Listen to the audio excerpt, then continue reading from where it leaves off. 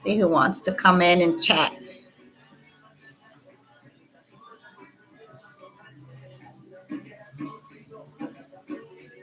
Hey, Mont. Hey, Tit. I wasn't sure if anybody would come in because it's late. Hey, Pum Pum. Hey, Mika, the People's Lounge.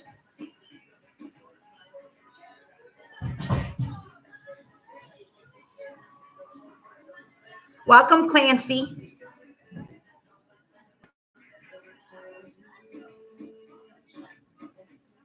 Mika, what you do for your birthday? Happy birthday.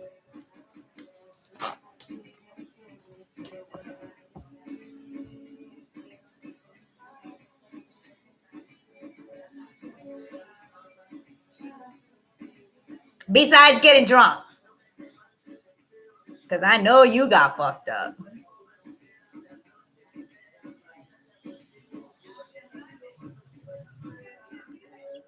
Your grandkids are driving crazy. You babysitting?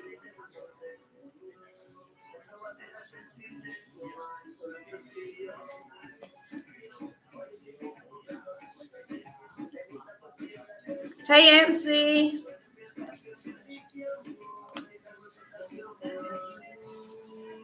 I've been wanting to go live since yesterday, but I had a long drive from Philly, and I was tired. I had to get some stuff done because the kids went back to school today, so I had to do laundry and stuff. So I didn't have time to go live, but I'm like, let me go live. I didn't notice if anybody else was live, and I hope not, because I would hate to go live when someone else is live, because I support everybody on here.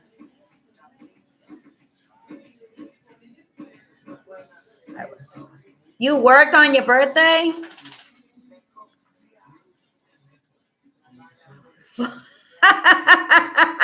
Mika, you're so crazy. Well, if you don't remember your birthday, then it was a good one, honey.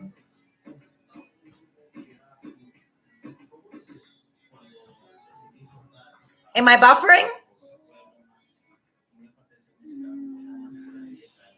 Is anybody else buffering?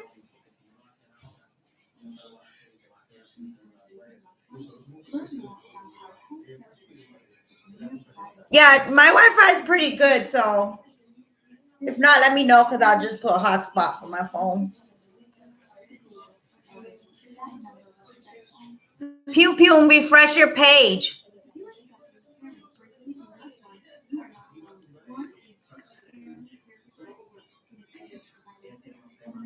So what's been going on these YouTube streets? I've been trying to catch up. Hey, Rio. Rio, is this another page of yours? Because I thought I made you blue. Hey, Amor.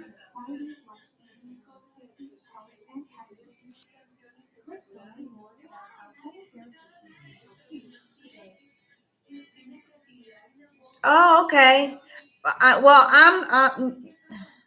Would you have 3 pages? I think I'm subscribed to all of your pages, though. Oh, it's all right. You don't have to.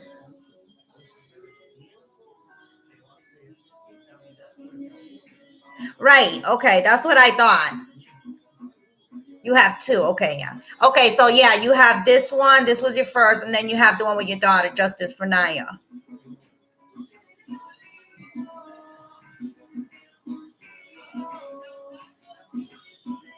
Mama Bear. I don't know who that is, but I did hear that name on Drama Kiki's. She was talking her and somebody else was talking about her. Apparently, she had her daughter on live. Is that a bad thing that she had her daughter on live? Because I noticed on another person's panel, they were talking about, CPS being called on a couple of families, not just DC. Oh, that's right, Rio. That's right. Oh, so now you could go back live or not? Not yet. Okay,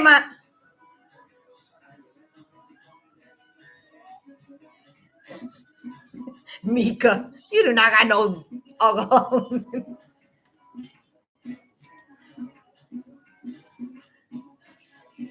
Yeah, they were talking about 4 other families got CPS called. Oh, really? Oh, no, that's a big no-no. I mean, discipline is discipline on your children. And I think a lot of parents feel like, well, they're my kids and I could do whatever. But because there's so many kids dying, hey, foot soldier, we have to be careful what we do on social media with our kids. I don't hit my kids, and I suck at discipline. I'm more like I sit with them, I talk to the girls, and I just let them know that there's consequences to their actions. And my girls have been pretty good. I did have a lot of issues with my younger one. She was fighting a lot in school. When she went into the 6th grade, she was fighting a lot in school. So she got suspended a lot. Hey, lovely lady. She was getting suspended a lot and for fighting. How are you feeling, lovely lady? I noticed you said you had a bad cold. Bronchitis has been going around, so be careful.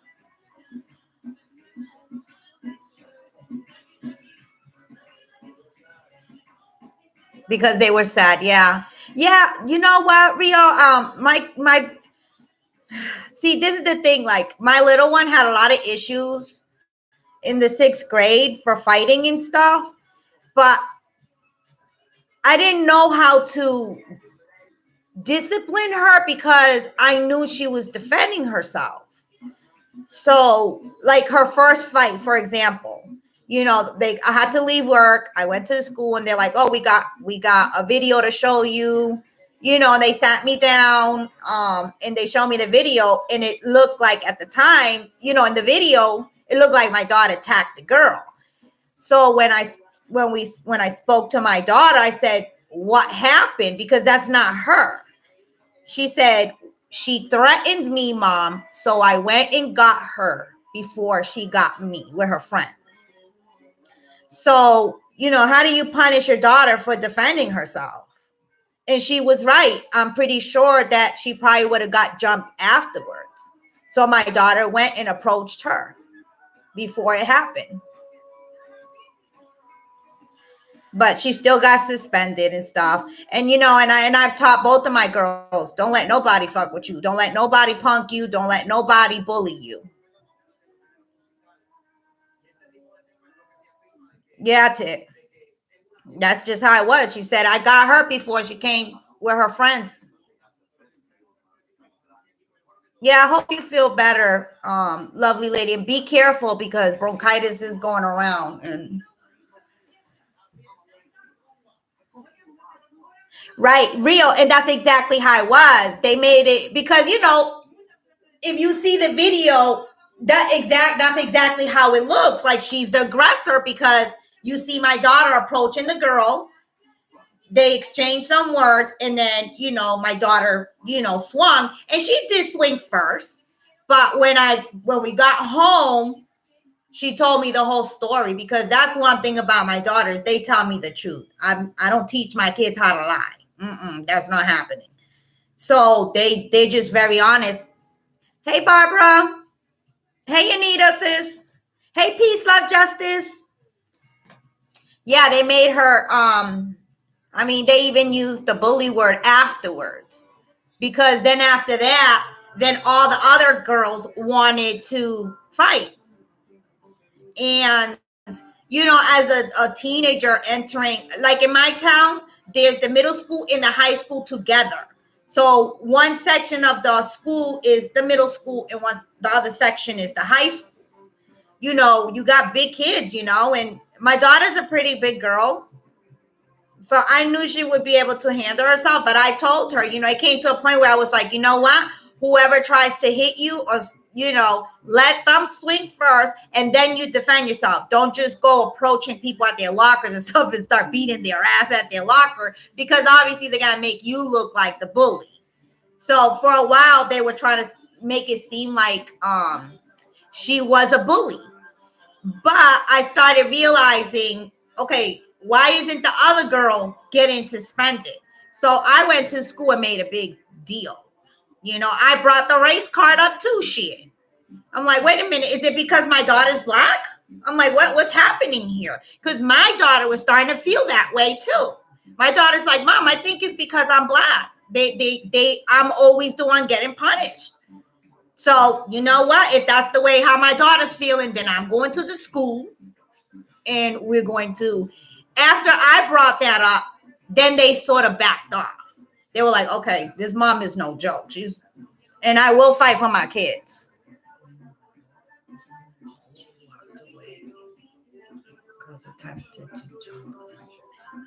But right, and it's ridiculous, Rio. They get suspended for defending themselves.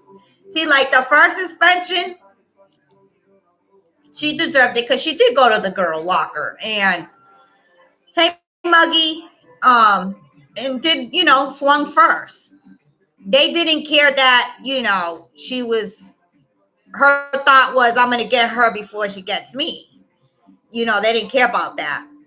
But I'm telling you, on the 6th grade, she got suspended over 12 times in that year for fighting.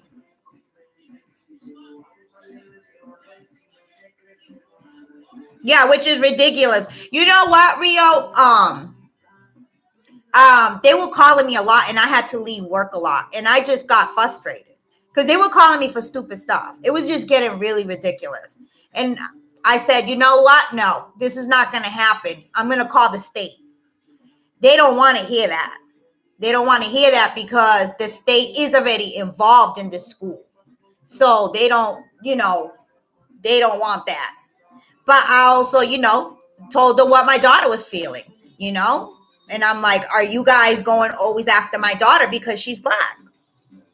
They were like, oh no, of course not. That would never happen. But I'm like, okay, so why is it that she's always getting suspended? Nobody else gets suspended, but she does. And all she's doing is defending herself. Today was the first time I ever spoke out against her because I didn't realize that she was. Ooh. I don't know who Mama Bear is, Clancy. But if she has mental problems, then maybe she shouldn't. Depending on mental problems, because I am diagnosed bipolar and anxiety disorder. So it depends what kind of mental problems she has, but I don't think her hitting her child on social media is a good thing. Now, if there's a whack in the ass, that's not abuse. So people need to knock that off. Parents have the right to discipline their children. But now if you're making, giving your child a black eye, broken bones and stuff, now that's abuse. But I don't think you spanking your child on the ass, just like when we were little, shit. It wasn't abuse. It was discipline. And there's a difference between abuse and discipline. Now you can't even discipline your children. Yeah, Muggy, that's what I told Clancy, that we did hear about her in Drama Kiki's. Hey, Cassandra. I've never visited her page. I don't know. Should be if my child's in the right, lovely lady. I'm the same way. If you're wrong, you're wrong. And I teach my girls, for every action you have a consequence. So she's done. Hey, Amanda. Hey, T-Bori. She's been doing a lot better this year. In the beginning, it started off a little rocky. She did get suspended. I think she got suspended total 3 times this year. But things turned around when they got a new principal. And I really like this principal. My son, he's in the room, Muggy. He's a little bit anxious today. And he was hitting me today. So my husband took him over there. Oh, Pum Pum. Is anybody else buffering? Good. Right? Peace, love, justice. That's what I'm saying. They're making, now you can't even spank your kid because you got the cops knocking on your door. Like, that's crazy. You know what though? The police station here, I spoke to a police officer one time, a Hispanic police officer. He says, you know what? If we're called to a home, because kids now want to call, themselves the police because they get disciplined. If they come to a home and the parents, this is what this police officer said. If a parent is disciplining their child and there's no abuse, we just walk out. We're not getting involved. Now, if we see the child with a broken bone or a black eye, then we have to step in. But that's abuse. That's not discipline. But the government has took a lot of the parents' right. That's what I'm saying. Not everything is abuse. That's what I'm saying, T-Bori. You know how us Puerto Rican is. Our moms, you be like, you want to call the police? Go ahead. I'll whip you and I'll whoop the police officer's ass.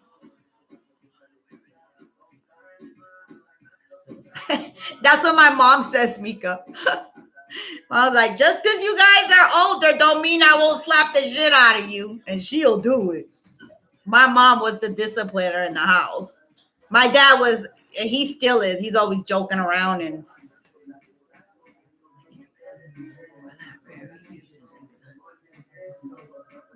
I'll share with y'all how to real bad guy. Oh, Margot. I hope I did text you, Margot, because I did text you to see how you were doing. Yeah, anxiety sucks. Yeah, my son woke up a little anxious today.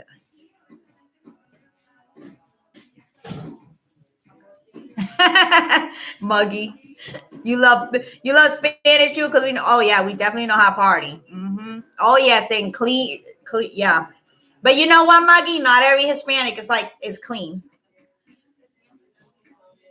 That's right.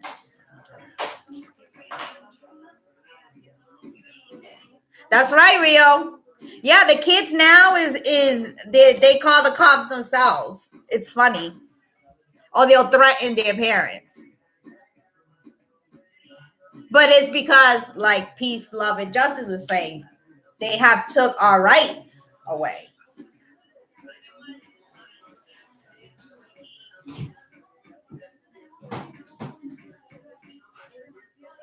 I've been in a funny mood today too. Is it raining in New York, T-Bori? Because it's been raining here and it got cold again. And I had a really good time in Philly. It was really nice. The weather was nice. It was a little humid, but I was okay with it because I'm like, yes, it's warm out here.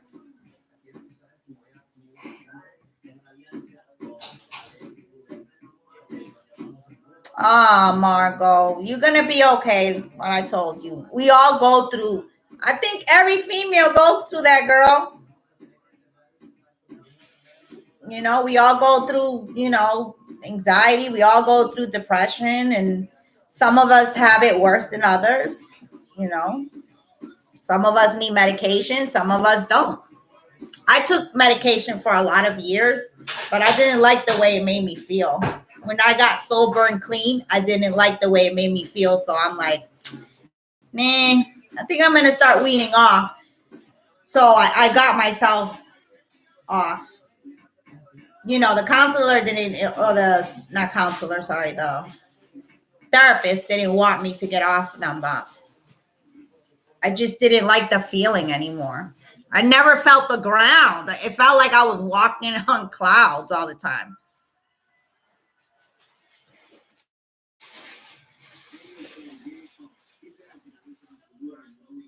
Right, Rio. She's going to be okay. Yeah, let's all pray for Margot. She's been having a rough weekend. Hey, Perfectly Imperfect. Did I miss anybody else? Sorry.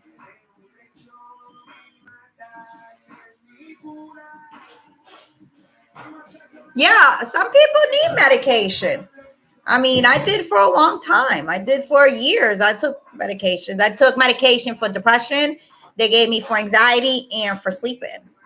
And you know what's crazy? That the sleeping meds was the one that lasted the longest. Oh my God. And it was a non-narcotic medication.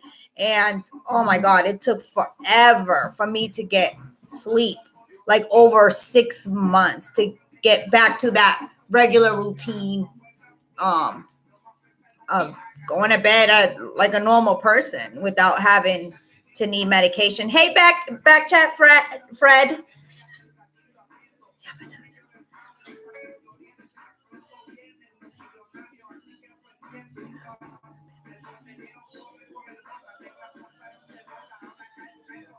It was. I know. I have two friends in Texas. Hey, King Ty. Sometimes we need to isolate to get better. I took Lexapro and some high blood pressure meds for anger. That crap never worked. It made me feel worse. Yeah, some people. But you know what, T Bori? With when I started taking medications, oh my God, did I go through a lot? It just wasn't for you.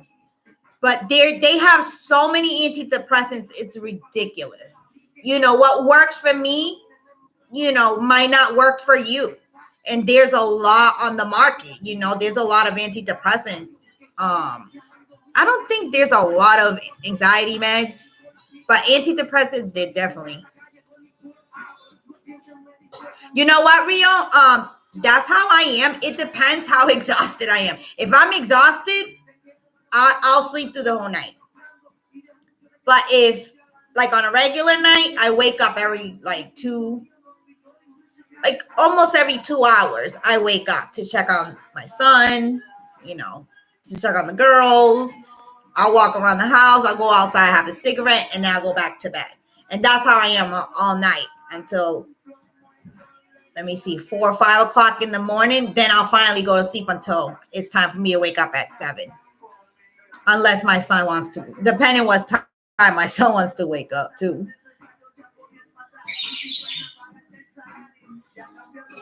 All right, let me catch up here. That's right, Barbara. In the name of Jesus, she's going to be okay. Everybody has their days. Hey, I'm Mixed Bone. Hola, ¿cómo está? Thank you for coming by. I did sub up to your channel too, hon. I didn't see you for a while. The last time I seen you was in Society 2 Cents, but then I seen you when you call Huggies. I'm like, oh, there's Mixed Bone. But I didn't know you changed your name.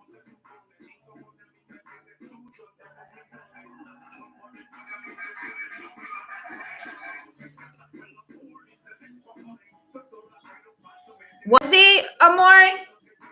Wow, only 15 milligrams? That sounds like a low dose. Yeah, Mixed Bone sings very nice. She has a beautiful voice.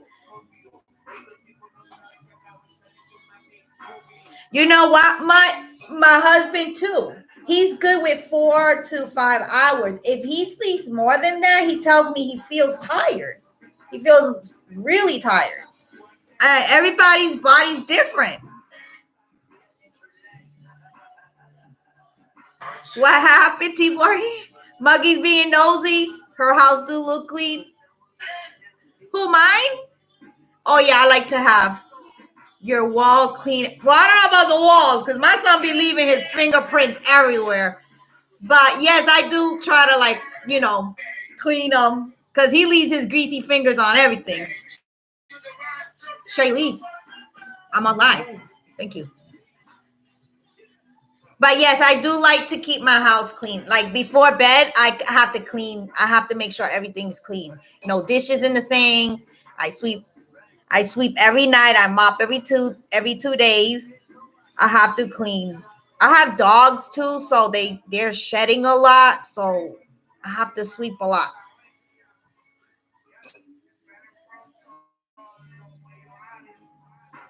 And if I don't open up, it just hide it. And you know what, Drama Kiki? Don't. Don't hide it, because that's what hurts us too a lot. And I was one of those. When I would have my nervous breakdowns, that's what I would call them, nervous breakdowns. I would freak out, like just like the picture you sent me, girl. I would be bad. I would lock myself in the bathroom, and I would sit down on the floor and just freak out, right? Because I didn't want my kids to see me, and I just sucked it in. Like I didn't tell nobody until my husband at the time, we just had moved in. We just got married. He caught me in the bathroom. It was the middle of the night, and he walked in. He didn't know what was going on, and he was freaked out. He's like, oh my God, because I was like really freaked out. Like I was, and that was right after I got off all the medications too. I was starting to get off the medications. So, I was having a lot of triggers. My brain was just so fucked up. It was just fucked up. There's no other word for it. It was just so fucked up. Like 1 minute I'm crying, the next I'm happy. The next I'm like, I have this rage, it was just so messed up. But until I started opening up, and I started with my husband, I'm like, this is what happens. This is what I go through a lot. And when I started talking to people about it, I started feeling better. And that's the problem us women have. We're so used to hiding our emotions. Like, it sucks because it's eating us up inside. And that's bad, because this is why you see in a lot of women end up on addiction, whether it's hooked on pills, hooked on drugs, because their emotions is just all jacked up. And like I said, I still have my days. I'm working on me. I'm not perfect. That's why when people say, oh, she's so sweet, I take that as a compliment, because I wasn't always like that, so it shows me, wow, I am changing. I am changing for the good. Like, because I was really not sweet. Trust me. I was just all over the place. I was cuckoo.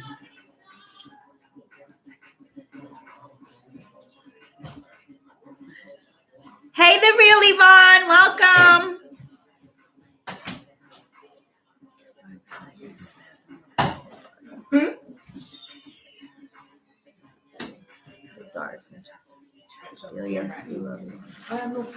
Oh yeah, being abused is that's a whole different story that I'll tell you guys one day. Come on, in this stream.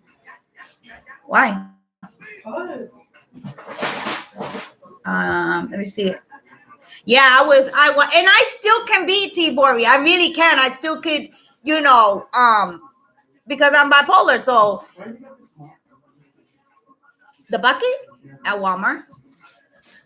I still deal with my bipolar. So there's days that I'll be good for like a couple weeks, and then like out of the blue, I'll wake up angry for no reason, But I try to, keep it in, and I keep telling myself too in my mind, I'm like, okay, it's nobody's fault. You suck it up, deal with it, because if not, then I'll just take it out on everybody, and that happened on Thursday. I had a really rough day at work, and I ended up telling off one of my clients' daughters. So I'm like, I can't be going around telling family members, oh, we'll end up losing my job. Even though my boss, which was the other daughter, was like, you were right anyway. She didn't say nothing, but I don't want to be that person. You know what I'm saying? That's the old me. Hey, T-Money. I don't want to be that person. That's the old me. I'm trying to change for the good. That's why now, I don't want to be going into, I want to support everybody, but if your lives ain't gonna benefit me, and it's just gonna make me angry and all that shit, fuck that. I'm out. I don't need no more stress in my life. I definitely don't need no more stress.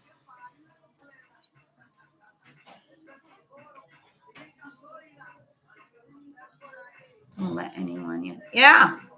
Yeah, peace, love. That's how, but I think that's more like a woman thing. It's a woman thing. Us women, whether like me, I'm diagnosed bipolar and all that. But I noticed that, like, even with my mom is a very tough woman. I think I've seen my mom cry maybe 2 times, and I'm going to be 40 this year. So I think, like my mom always told us, you got to be strong.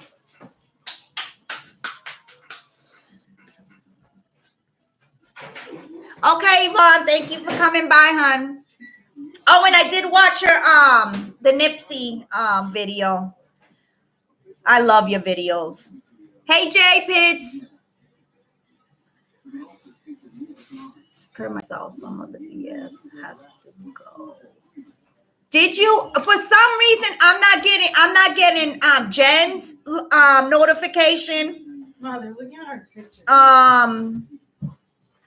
Who else? No, I get the real Yvonne's.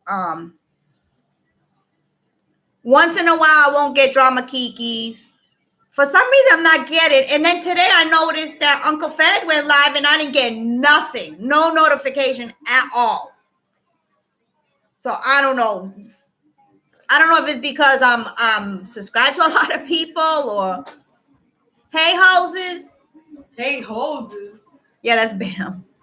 My daughter's like, hey, hoses. Hoses are classy, honey. Hoses sluts.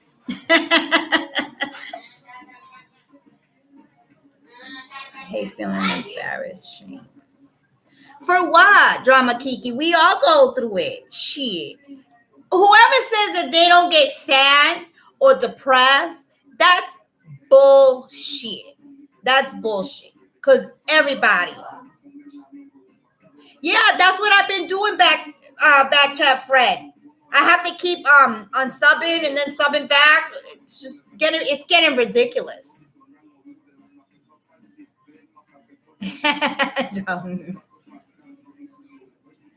like I was saying, whoever says that they don't get none of those feel those emotions is a lie. That's a lie.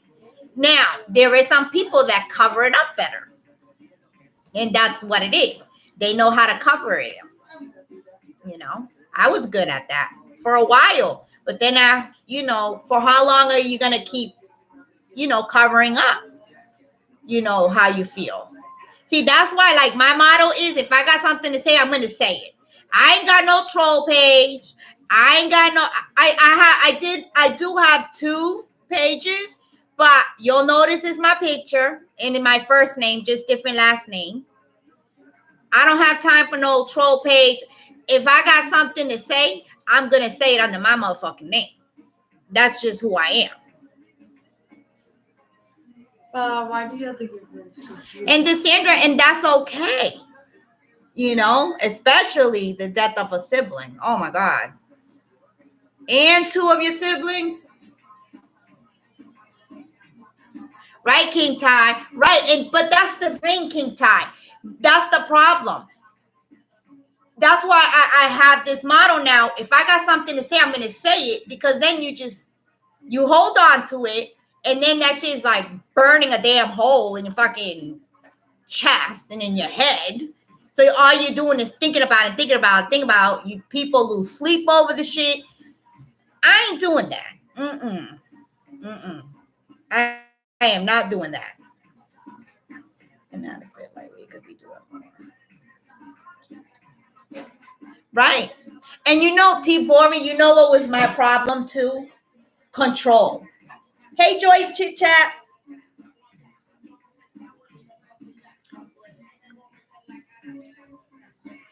Wait, did you make a comment? Let me see. Where is it? It's going so fast. I'm sorry, honey. Did I miss something?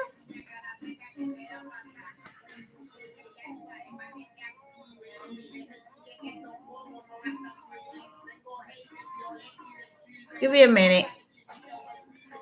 I don't see anything, Joyce Chit Chat.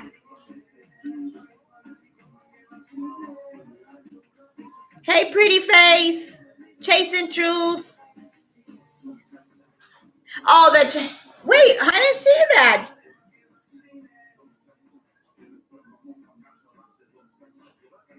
Okay, I didn't see that comment. Yeah, I don't have no time to be making no damn troll accounts. You're gonna get it from me. Now, there is a way of saying things. You could say them to help that person, you know.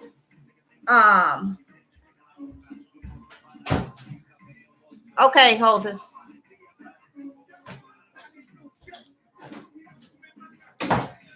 I pressed the wrong one. Oh, that's what it is.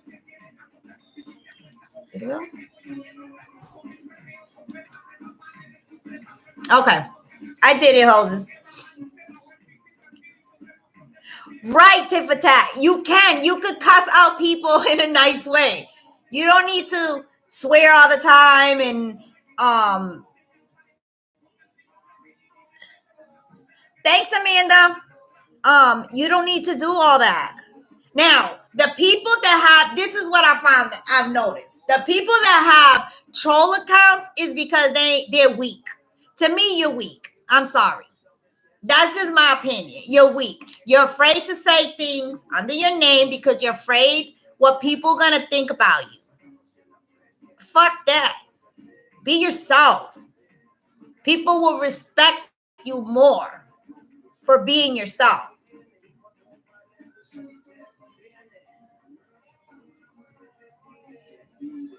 It's better to be yourself than be some fake motherfucker. That's all I'm saying. Sorry, that's not gonna be me. And like I said, if I support you and I see you doing something wrong, I'm gonna say, hey, I didn't, that's not right. What you're doing is not right. That's just who I am. If I don't say nothing, I'll just leave. That's just who I am. Petty Betty was not your troll. You chasing truth. Petty Betty was to make. It was a positive thing though, chasing truth. That's how I seen it, because you made everybody's day, like with the Petty Betty. Right, Tate. She got control. Houses, you better stop. But Bam, we all know it's you, so I don't even know why you have that account. You know what, chasing truth? And I noticed, like, when things are getting like really crazy and there's too much BS going on, Petty Betty comes out. And that's good because it gets everybody laughing and going. And that's another thing. Like, when is this bullshit ever gonna stop? It seems like there's always something new. Like, there's always something new coming up.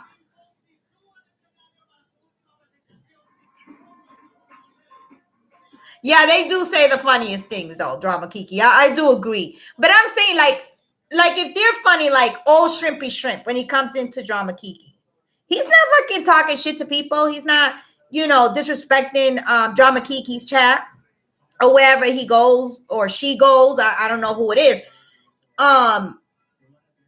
It's fun. Hook you up. Oh, Backchat Fred wants to hook up with Petty Betty.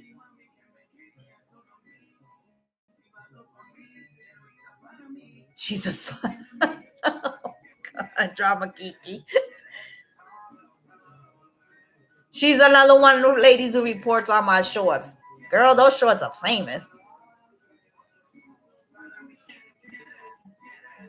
Yeah, peace, love, and justice. She is. Look, I'm right here, baby. Let me rent you up. Hold up. I loved it. I love that she did that. I love that she did that. When I seen that, oh my God, I thought I was gonna die. Hoses. You was not in those shorts last night. You was sick. Wait, was you? No, it wasn't last night that you was sick. You was sick the other day. It is for you. That's right. Yeah, Petty Betty is the best. That's the best thing that Chasing Truth did. And I know why she did it. She wants to, she wanted a positive thing to come out because, I'm like Chasing Truth. Like, we all love drama. All us females, we can't say that we don't love drama because we do love drama. We love a little bit of pettiness because shit. A bitch could wake up a little petty too. But as attacking people, talking about people's kids, that's just a whole different ballgame. Like right now, like the DC situation, I don't, I'm not trying to bring him up or anything, I didn't want to say his name, but y'all gonna know who I'm talking about anyway, so fuck it. I don't have a problem with DC. I don't really know him. Now, I don't like what he said about my brother Bugs. But at the same time, I'm hearing like all different, different sides and stuff. I'm just thinking about the kids, his kids, fuck DC. You know what? And BM, that's how it was too. I'm like, fuck that. Fuck him. I don't like he's petty and he's always in the middle of bullshit and he looks for it. But then I just think about the kids, the two babies, his twins. Like, but I don't know what's going on. But like I was saying earlier, CPS has been called on a couple of families. So I don't know what the fuck is going on, but that shit gotta stop. Now, if you see abuse in a home, then yeah, call CPS. You have that right to call CPS. But just because you don't like somebody on YouTube, like, come on, man. We're all adults here. It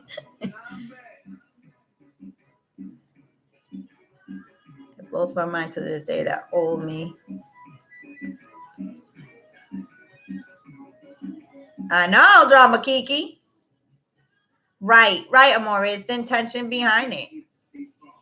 But you know what? Like, I don't get it. Who got time to make all these troll accounts? Like, I know. See, I most of the time I stay quiet. Like, I don't say nothing. But you could tell who's who behind that troll account. Just the way they write. And I know who most of you guys are. I just keep it to myself. Whatever. If you all want to fucking troll, that's fine. But this is my whole thing. If you got that much fucking time to be making troll accounts and be researching people's families, calling the police, calling CPS, then you need to get a fucking job. Because that takes up a lot of your time. That's all I gotta say. Get a fucking job. Yeah, Rio. We're with Bugs throughout his worst time. But be himself. Right, Rio? But you know what made it perfect, Rio? That Bugs went on to Huggy's panel and still said what he said. So that's a double slap in his face. And that's what I love about Bugs. He's not he doesn't want bad things for people.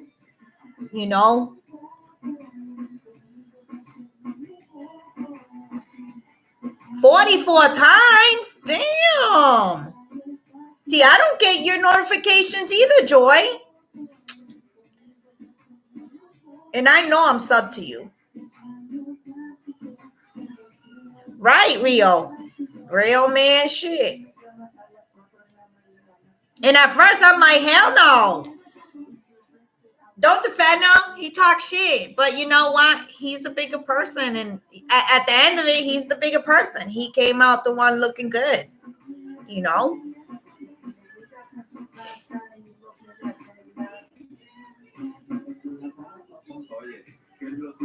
Hey, Lady T. He is. And he got attacked for it, Lady T. That's what Rio was saying, that he got attacked for being a real person. And it's never meant to be misused like it has. Exposed pedo scammers be like, that's it. Oh yeah, Amore. They went over the hill with that. Hey, Shell.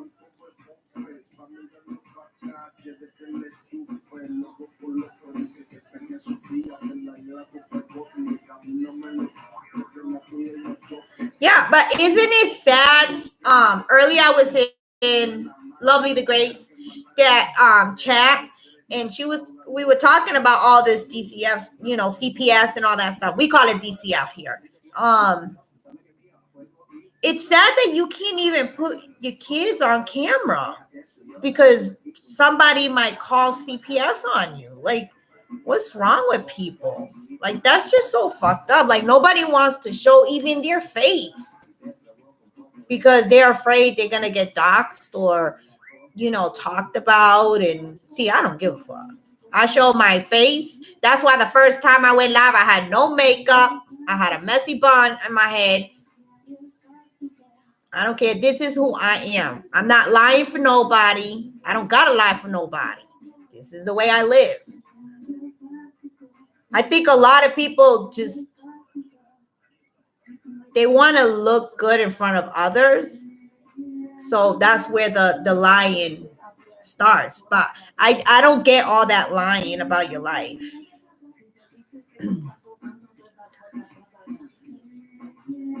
Amori Doxy used to be exciting. Idiots ruined it. Yeah.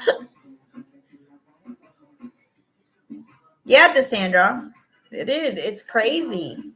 I don't know. I mean, like I say, like, no, I don't need no filter. Shit. These are my bags. It is what it is. That's just who I am.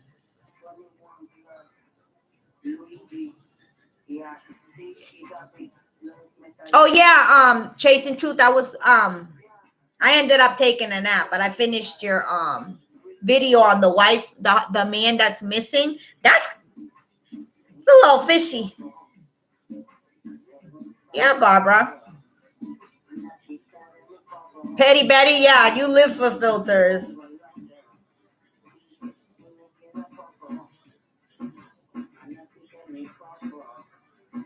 Yeah, just be yourself. I don't get why people gotta lie in what they have. And, you know, I didn't always live in a house, you know, but I always say you work hard, you know, and that's just life. You work hard and you have things, and nobody could come into your house and take it because that's your stuff. You know, I grew up in the hood. I grew up in the projects all my life, you know. Some people stay and some people leave.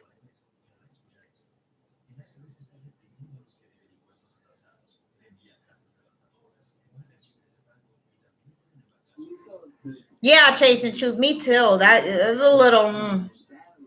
I came online in a scarf and bathroom. It is what it is. That's right. Like, who goes to bed? Who goes to bed with makeup on? Nobody. Nobody. Real life is some people be totally different out here.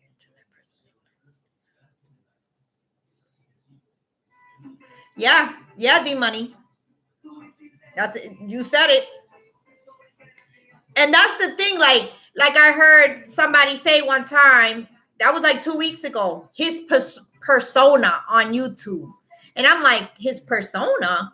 What the fuck is that? Like, it took me a minute to understand that. I'm like, so what? That's not really him? Like, why be something you're not? Or why say you have all this stuff when you don't? See, that's one thing that attracted me to Drama Kiki. She said it. She's like, hey, I'm poor. This is the little bit I have, and I'm grateful for it. And I'm like, that's right. We have to be grateful. There's people out there that have it worse. Oh, I hate when my chat jumps like that. It's not always about what you have. It's who exactly, Lady T. It isn't about what you have. See, and that's the thing that people think that, oh, if they say they have, you know, a huge mansion and a car and a BMW or a Mercedes, whatever, that makes you a better person. But what's the point when your fucking heart is rotten? When you're an evil person, what's the point? Nobody's gonna like you. All they're gonna do is use you for your things anyway. So, and the real Yvonne said it. People that really do have it don't say nothing. She said it the other day in one of her lives. She was talking about her uncle.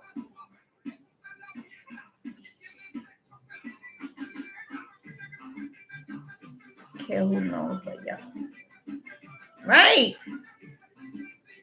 Now, I'm not rich. I work hard. My husband works hard. My husband works 2 jobs.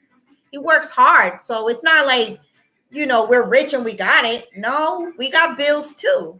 We got a lot of bills. Because when you have your own house, you got a lot of bills. But I'm blessed. I'm just grateful for what I have. But I'm not rich either. I am a giver, though. I do give. I do, I do like to help people, which is a blessing, but at the same time, it's not, because people tend to want to use you after. But I do know how to say no. So I do I'm okay with helping people out when they need it. But if I feel like, okay, now you're starting to use me, I'll cut you off and say no. It's not happening. Oh, I like that. I like that saying, peace, love, justice. Richest man wasn't rich off money. Right. It's here.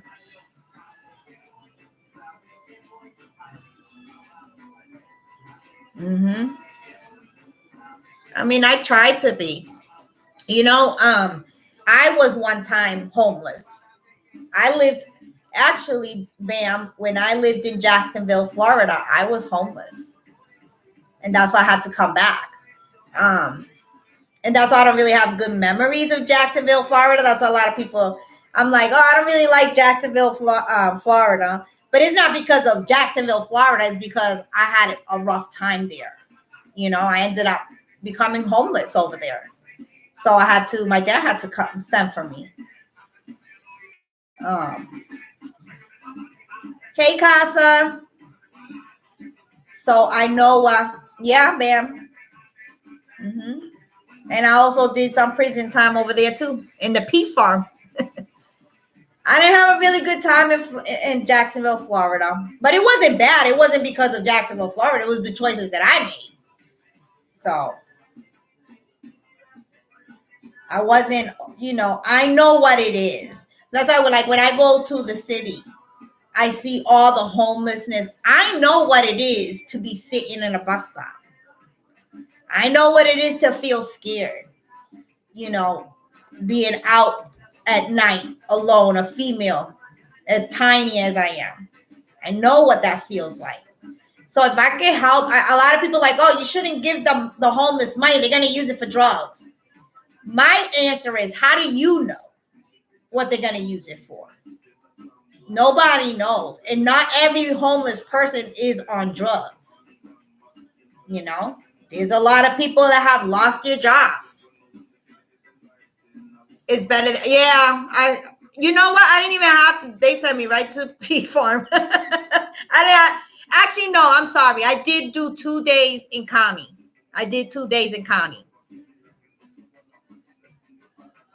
And those 2 days, they bunked me with some female that was in there for child support. And that shit blew my mind. I'm like, wait, you're here because you owe $1,000 in child support?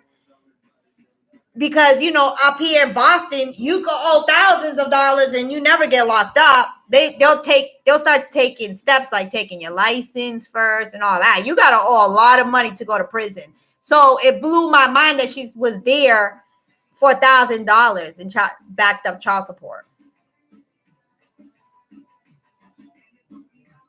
People think they know so much about YouTube, but they don't know anything. Is anybody else buffering? Pew Pew had an issue too. She kept buffering, but nobody else was buffering. Oh yeah, Chase and True. Mass is no joke. Shoot, because my kid's father owes a lot of money, and he's still out and about. Bam, I was first in blue and then orange. But check it out, Bam. Check this shit out. When I when I was in county, they test, they did like blood work and stuff like that. I came to find out I was pregnant with my little one. I came out to, so they had to give me a pregnancy jumpsuit. Right. So that's what I'm saying, that I was blue for the 2 days. And then once I went back to court and they sentenced me, then I went to orange, but they gave me maternity orange, which I hated because I didn't want nobody to know I was pregnant, which was really crazy because my reaction was, at the time it was crazy. They were bringing in the females, testing them for HIV and all this other stuff. And I started crying when the nurse came up to me and said, you tested positive, you're pregnant. And I started crying. So the other inmates thinking that I tested positive for HIV, it was a whole misunderstanding because I guess at the time, the females that were getting tested for HIV were getting told. I came to find that out after because I'm like, why does everybody think that no? So the nurse had to tell them, no, she's pregnant. She's not HIV positive. She's pregnant. She's going to be a mom. And then I'm like, again, this is my third child. So it was crazy. I cried a lot because I was like, damn, I'm homeless and I'm pregnant. Seriously. But that's why my father sent for me and I came back to Boston.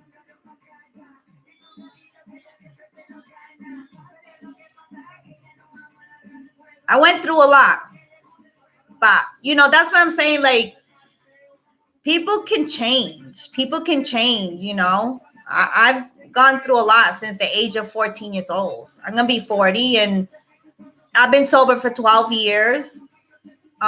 Drugs was a big part of why my life went downhill. It doesn't get better. This is why I don't even smoke marijuana because it could be a trigger to me. I'm not going to start smoking marijuana when I wasn't doing it before. Thanks, T-Bori. Hey, Mr. Romeo. Yeah, I have 12 years sober and it's been rough. I still have, let me see. 2 weeks ago, I had a drug dream and I was like, seriously? The good thing is I know how to overcome stuff, That's why I tell Drama Kiki, you're going to be okay, honey. I know you are. It's hard. It's really hard. But you know what? One day at a time. And that's why the halls say it. One day at a time, because that's all you can do. You don't know how you're going to wake up tomorrow. You don't know what's going to happen. And this is a disease that you're going to be fighting with for the rest of your life. I don't care what anybody says. But it does get better. Your life gets normal, and it gets better. You're welcome, Lady T. Hey, Regina. How you doing, hon? Yeah. You know what? Hoses, I was a heroin addict. I don't mind. To be honest, I did any kind of drug, but my drug of choice was heroin. And a lot of people, when I tell them that, they do not believe me. Even when I was on the drug, people like, no way. Yes way. Oh, I just started, hon.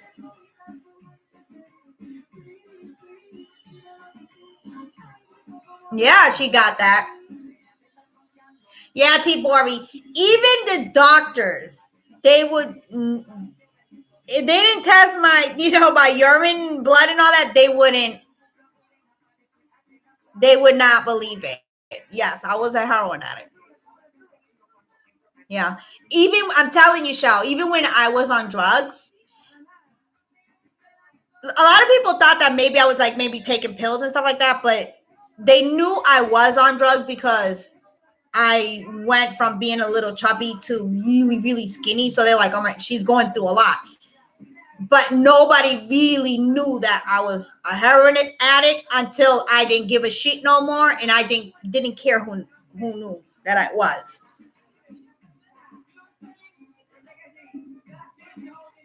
Yeah, I did the cocaine too, like I told you. Alcohol, not so much. No.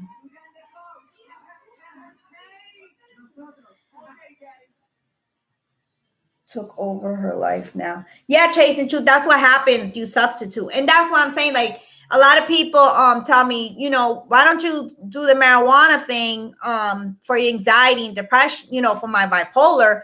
And I tell them no, because I have addictive behavior, and I'm not gonna start doing a drug, because at the end of the day, it's still drugs. I'm not gonna start something. I mean, I've been doing okay. Now, if I feel like I'm going really downhill and I need to get back on my medication, I will do it. I don't care, you know.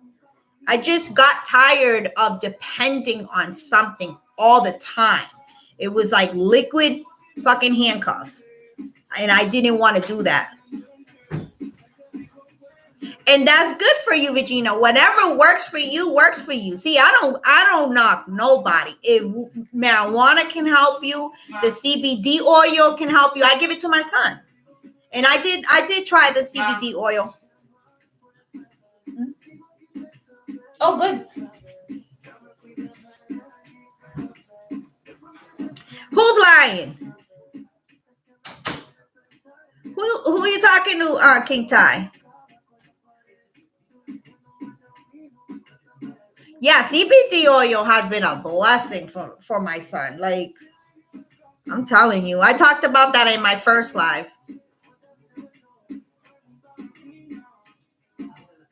Yeah, and if that's what helps you, Regina, do it.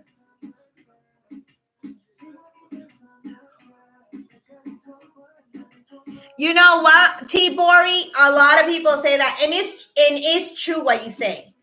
You know, I have a lot of acquaintance that I used to get high with, and they look like shit.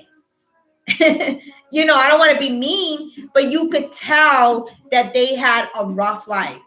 And you know, even though they gained the weight and they look healthier, you could still tell that they had a rough life. And I did get lucky. The only thing is that my back teeth got ruined. You know, I'm slowly getting them removed.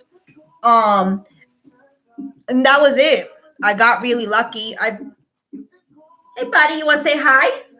Want to say hi? Yeah, say hi. There he comes. Being nosy. Yeah, I got really lucky. One day at a time. Right, Regina, one day at a time. That's all I can tell people, you know.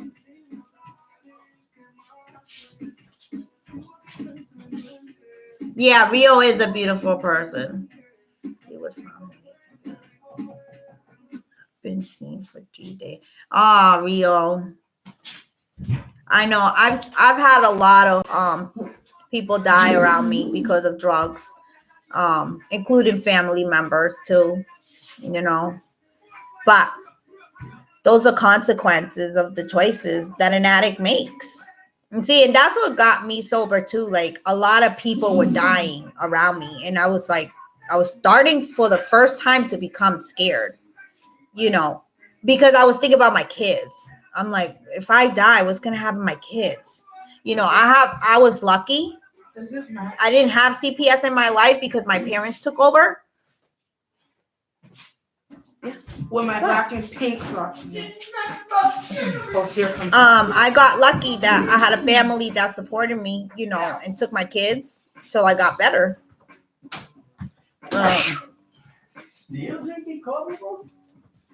I'm blocked, Jennifer.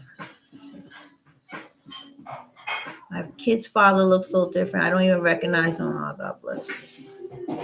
Thanks, T. Bori. That really is sad, Rio, that he was found in a building.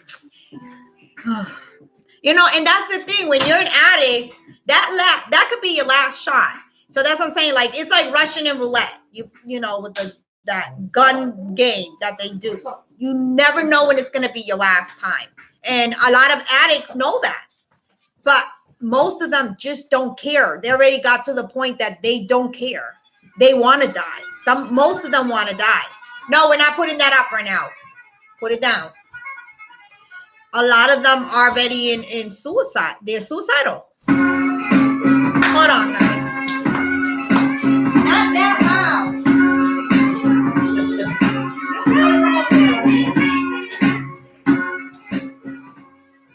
Low, okay? My house is the party house in the block because of my son.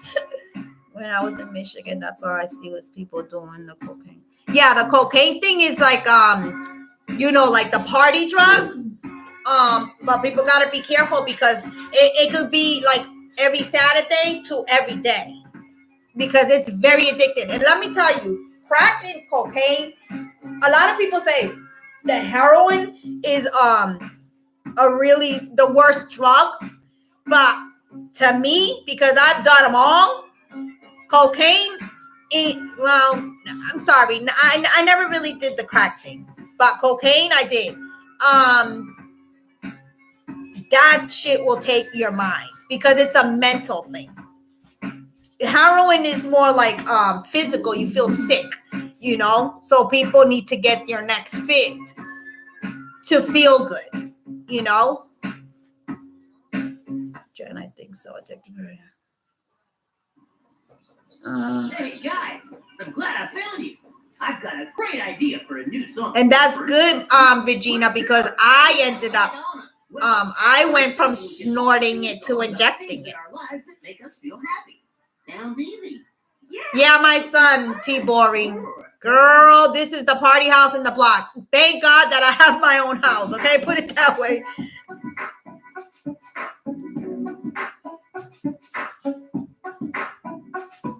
Oh, here come the trolls. Honey, you can't come over here jerking off nobody. Get out of here. We could give you hugs.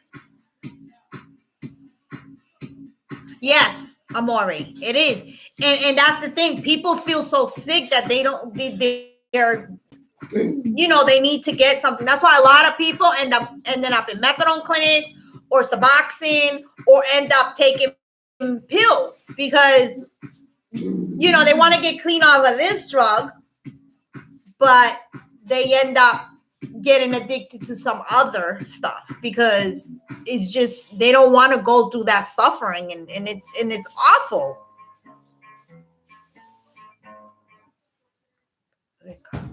19 Kia L collision avoidance and lane I don't see departure Terry warning. that she must have me blocked too. 29. Yeah, you do anything. That must be who? Oh my God, forget it. Why did I even say that? You don't see the trolls? That means they got you blocked already. I wonder who it is.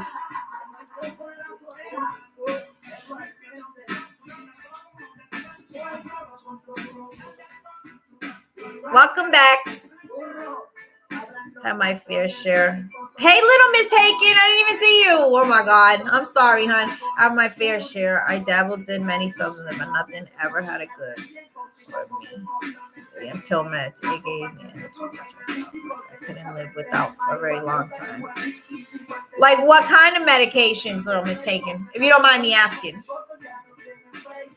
Yeah, Chasen. It's definitely somebody we know. But they could come as themselves because everybody's welcome here. They don't need to come in their troll account. Yeah, I got your joke, hoses.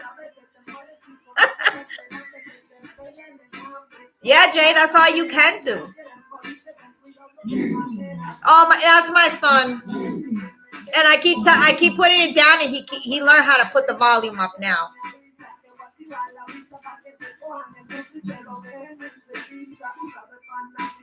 But they have you blocked, Shell.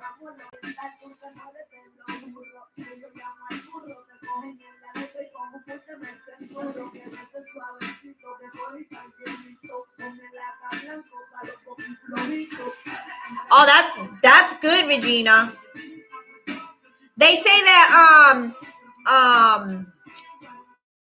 having a baby on when you're in Suboxone is better than having a baby when you're on methadone. So I don't know because I didn't thank God.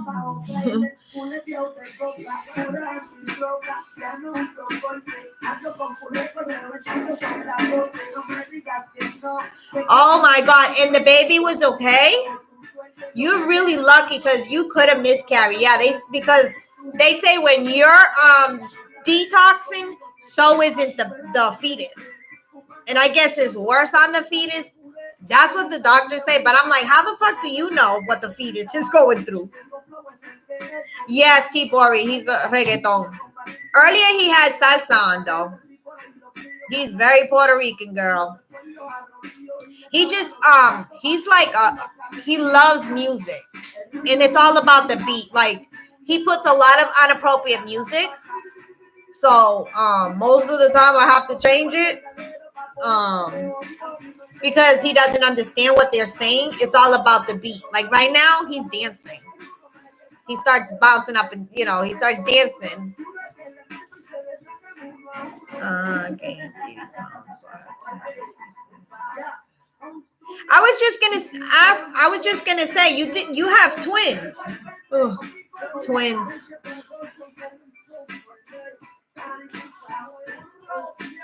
Oh yeah, because Regina, you already have that addictive behavior,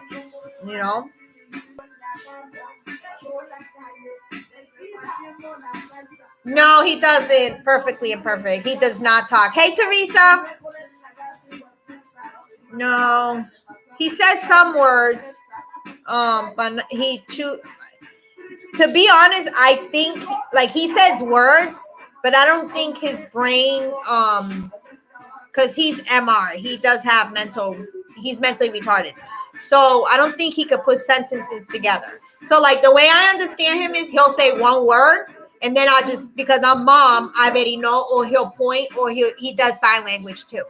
So that's how we communicate with him.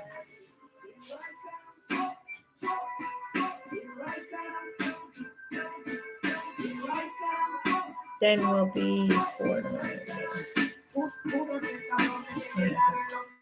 like a month. Hey, and if the Suboxone is helping you, girl, go. Hey, anything beats being in the street, because Suboxone is legal. So all you need is, that doctor.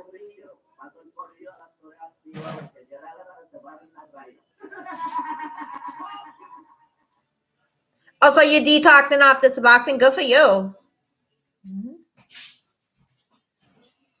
Yeah. Music definitely.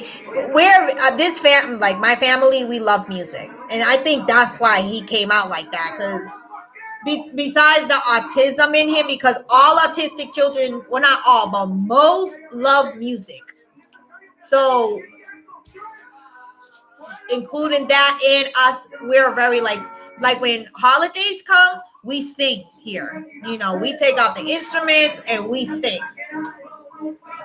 I have a birthday video for him. That's my family, us singing happy birthday to him. We all sing. Hey, lovely, welcome. We all sing in this house.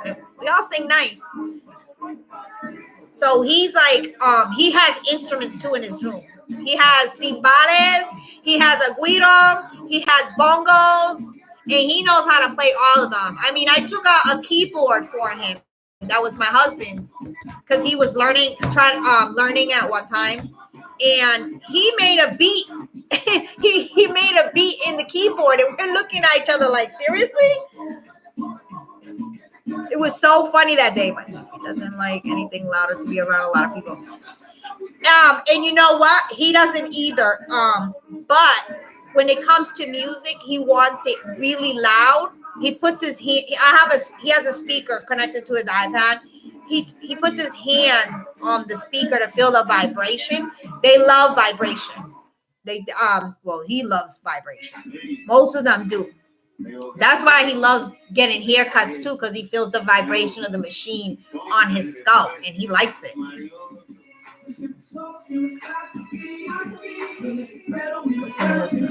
No, I know what you're doing. He's looking at me, putting up the volume.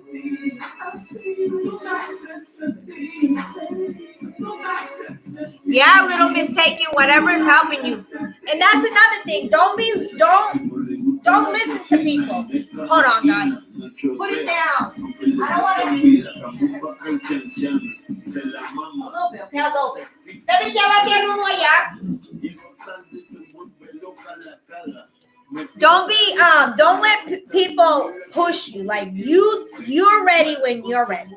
You know what I'm saying? Yeah, he's like looking at me putting up the volume. Well, it's okay. He could have the music on. It's just he's being sneaky and putting it up because I keep telling him. You know, you detox when you're ready to detox. And it's also hard to detox when you have children because you got to tend to those kids no matter what. Well, it's hard, but at the same time, it will help you because it'll keep you on your feet and not laying in bed thinking about, oh my God, I'm so sick. Because detoxing off of anything, 80% of it is mental. The other dependent, like opiates, you definitely get physically sick. A lot of people they're vomiting, cramps, sore limbs, you name it, you have it. But a lot of it is mental. So when you have kids, that will help you because your kids are not, and you as a mom, you love your kids. You're not going to let your kids starve because you're sick and bad, So it does help out. Hey, Elsider. It does help you out to detox when you have the kids.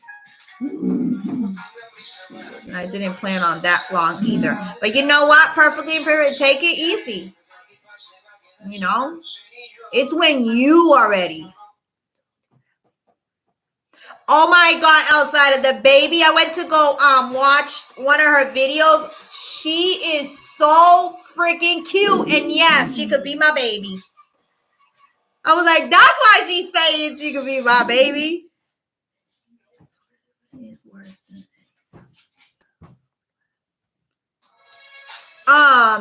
The 2 million, yeah, those last. You know what though? Wherever you're going, they're supposed to give you what's called comfort meds. So once you're done taking those 2 milligrams, Regina, speak to the doctor about giving you comfort meds, which they'll give you something for, like, let's say if you're vomiting, they'll give you something for that. For crampy, for your cramps on your legs and arms and your back because your back feels like it's ripping. They will give you medications for any withdrawal symptom you're having. They're called comfort meds. I don't know if they still do that, but I know when I did, they had it, and that helps you out a lot. And it's not always put it in your head. You're not gonna feel like that forever.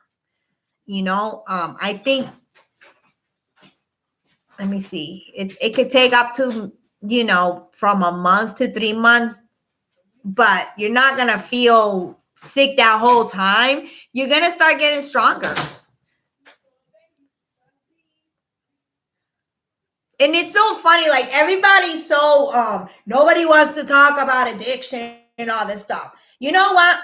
A lot of people are dying out there, and I know a lot of people that I know are dying because of drugs.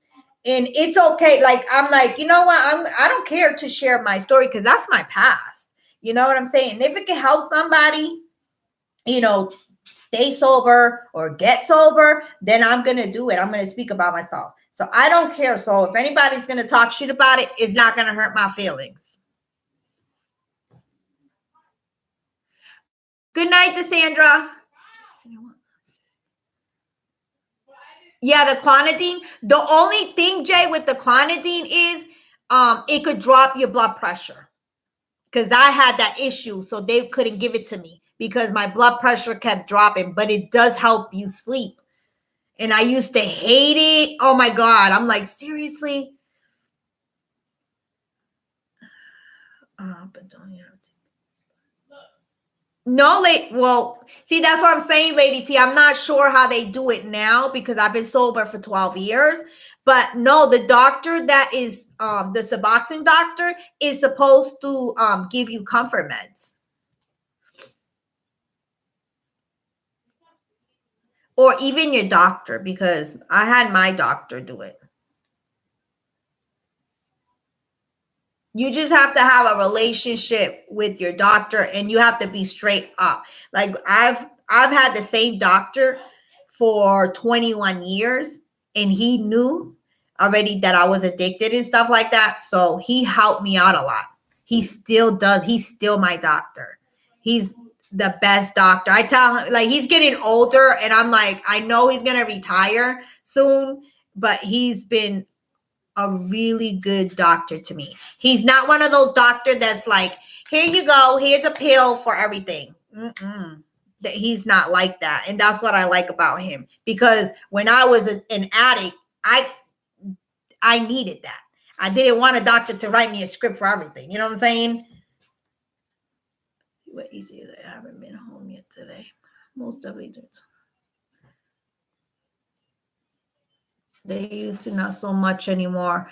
Oh, okay. See, and that's wrong, Regina, because they should. Yeah, I did hear about that. It's just so weren't so expensive. Your insurance don't pay for it perfectly imperfect. Really going. Yeah, Regina, they are doing. You know what? Even my therapist is like, okay, if you're dealing with because let me see, like 3 months ago, I was dealing with a lot of anxiety attacks, and he's like, okay, if you're dealing with this, you need to get back on your meds. It's not good. And I'm like, well, I don't want to get back on pills. I'm like, I had such a rough time getting off of them. I don't. So he said, all right, let me help you get your medical marijuana card. So he was like, you don't have to get on the pills. You have this option now. So I was like, let me think about it. But I never went through it. I just dealt with my anxiety and just don't ask me how I did it. But for some reason, I do it. And well, I'll tell you how I do it. This is the way I do it. When I feel like an anxiety attack is coming, my body already tells me. I start seeing things brighter. My ears start to ring. My palms start to sweat. Everything starts to close in. Right there, I gotta go be somewhere where I'm alone. Because the worst thing you could do is stay around people. Like especially if you're in a room full of people and you're gonna have an anxiety attack, you need to get out of there because things could go really bad. And I go into a quiet place. I lock the door behind me where nobody, could come in, and I pray. And I start praying, and I ask God, please take this away from me. And it's worked ever since. Just the same way I do it when I'm starting to feel depressed. Like with me, I know my depression is coming because my body starts to hurt, like my bones, they start to hurt. I become really sore. And it's just a way of me the depression trying to knock me out to where I'm like in bed. But I don't live that life no more. I can't stay in bed no more. I work, I have a family to take care of. So, I just pray and I say, God, I'm going to get up. I'm going to do this. Please be my strength because I'm weak right now and I need your strength right now. And hey, he's real because I haven't had to get on my medication. I haven't had to get that medical marijuana card. But I don't bash nobody that is on medication or goes and gets their medical marijuana card because one day I might need it. The THC. Anxiety. Yeah, you definitely need the THC. Hey, Huggy. I don't see you, but I see everybody saying, hey, Huggy. I wish I could just deal. What do you mean, Regina? You wish you could just deal? I don't understand that. But you can.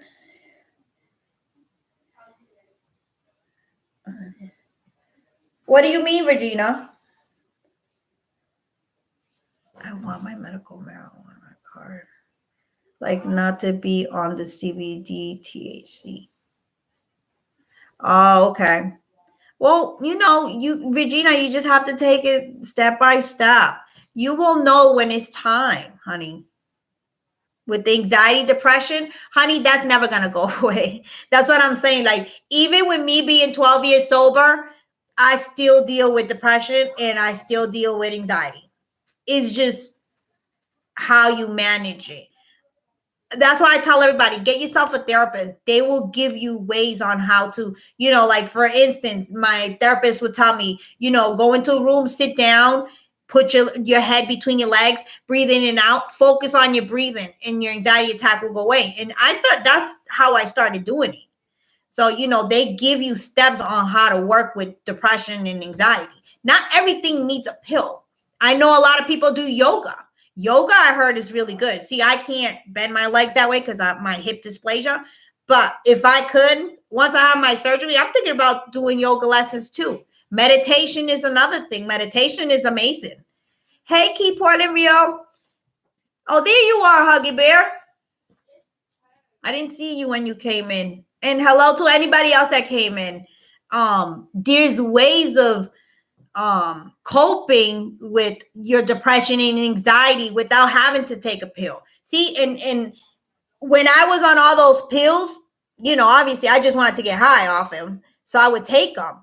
But now that I'm like a woke person and I'm seeing what this government is doing, people should not depend on anything right now.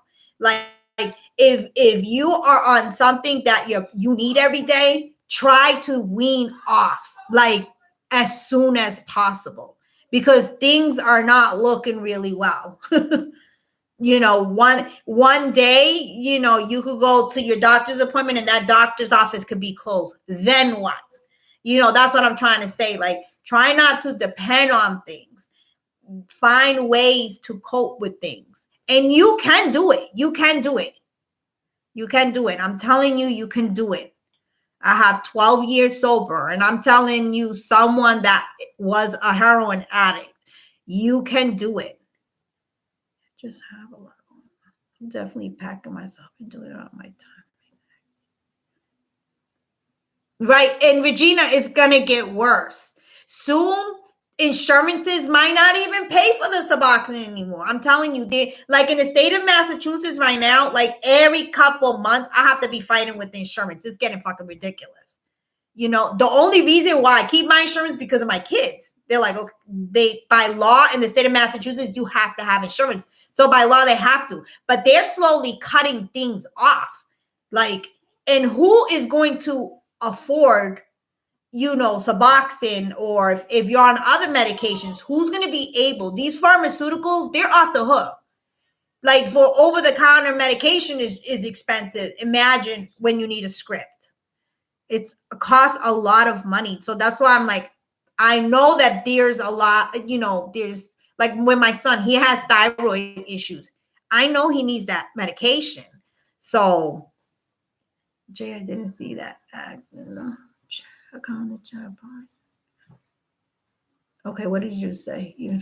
Yeah, just have a lot going on someday. I've been doing it on my time exactly. They even switch.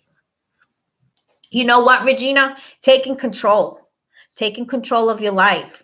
Stop feeling, and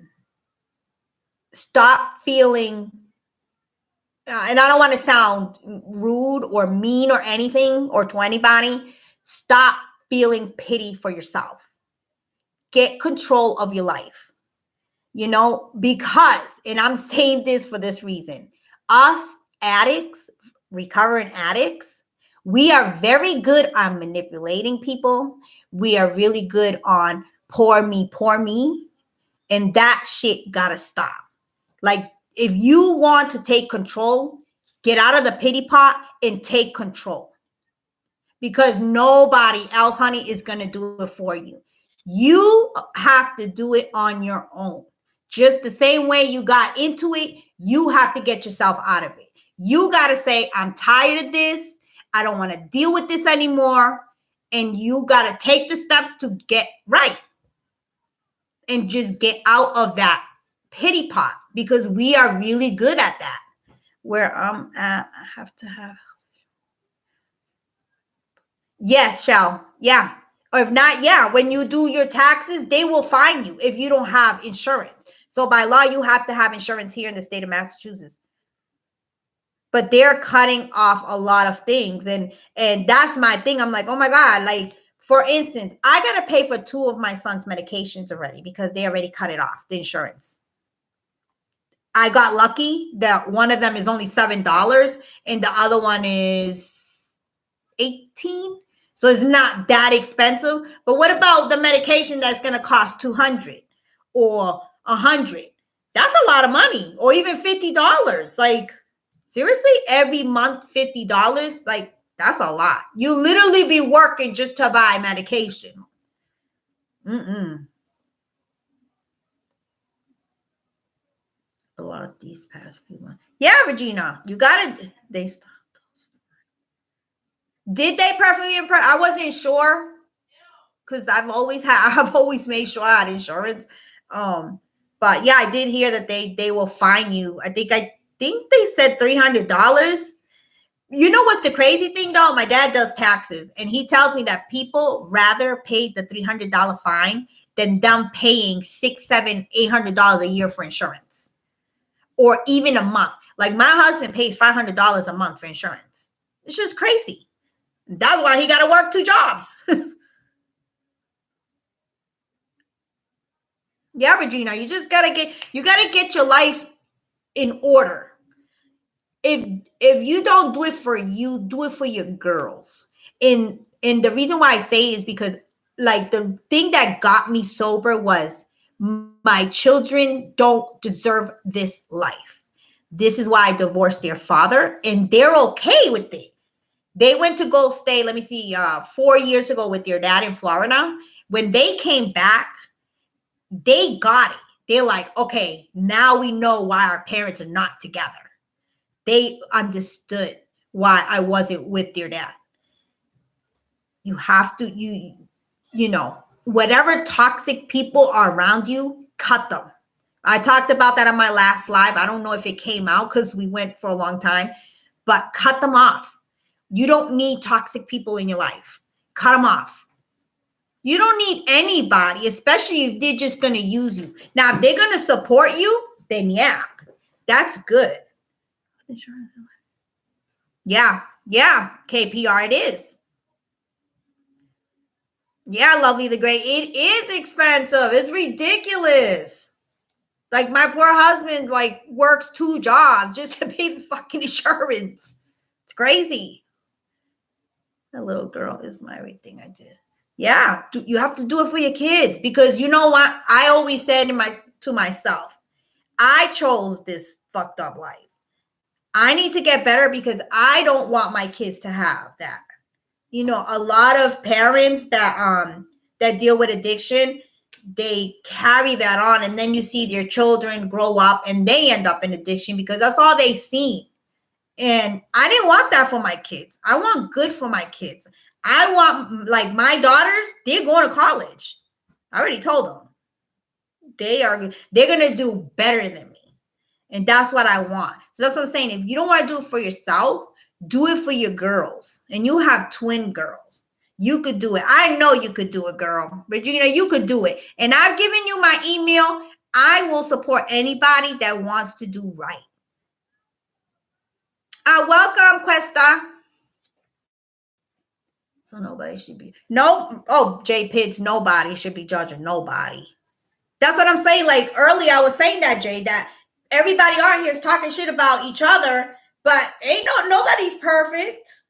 Shit, that's why I'm putting my business out there. Because if I can help somebody, shit, I'll help them.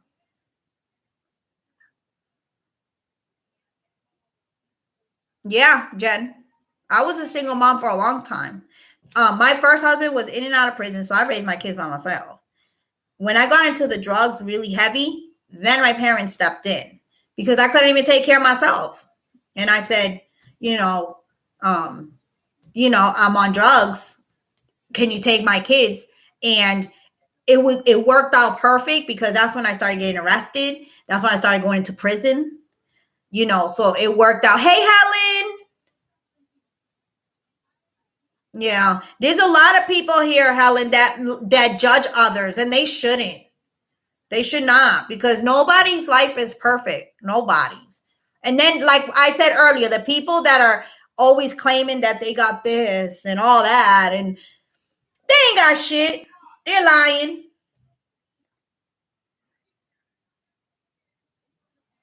No, no.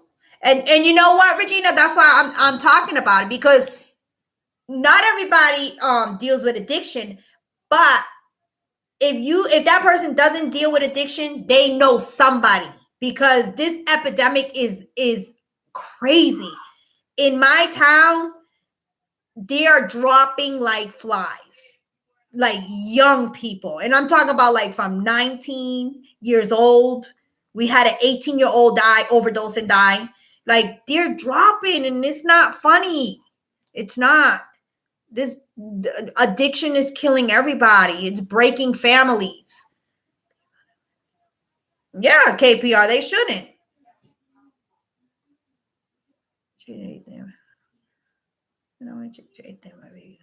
Yeah, pizza. My kids they get on my nerves. Don't get me wrong. They be getting on my nerves, but they're my babies.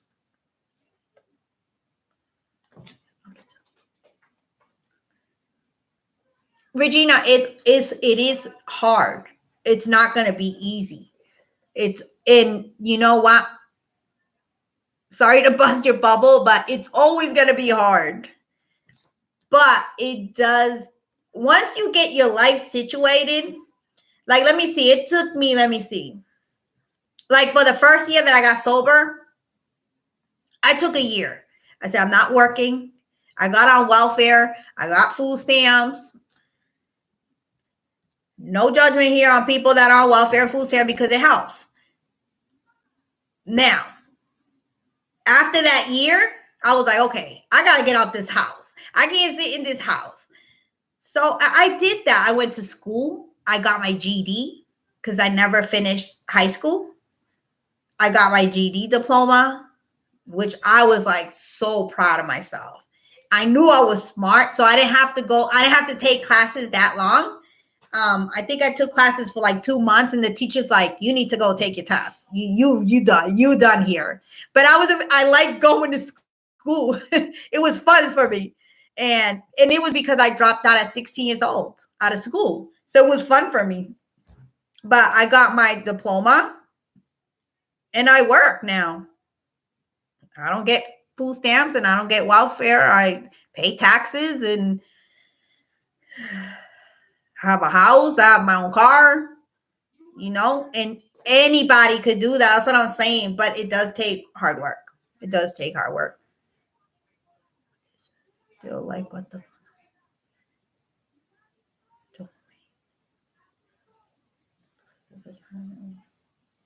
Oh, okay. Oh, that's right, Regina.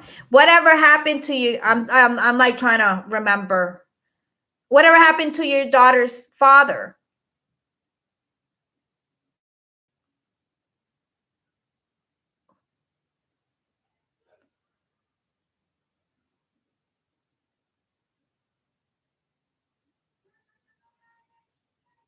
Is he not letting you take the girls out of state? Because I know some of these fathers can be.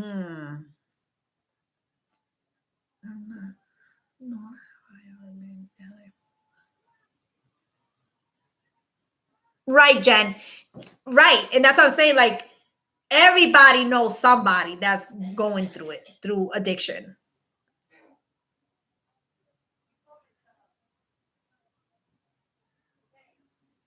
South Carolina, I heard, is really nice. Today, take tomorrow, just because you're trying to. Right, Barbara?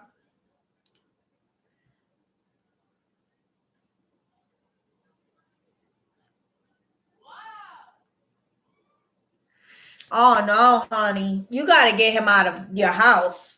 You got to get him out of your house.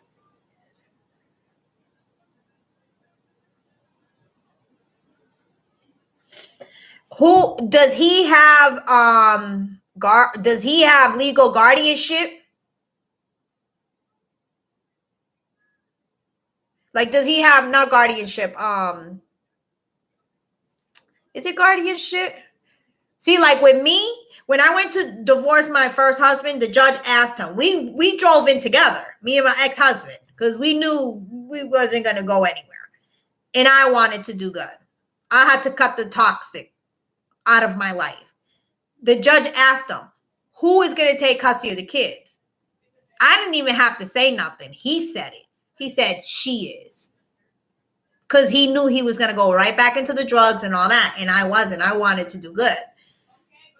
So he is doing this to have control over you. Because there's a lot of, assholes, because there's no other word for it. There's a whole bunch of assholes out here that want to control their kid's mother using the children. And vice versa. Because women do it too. So, birth certificate, but all he's doing is looking better.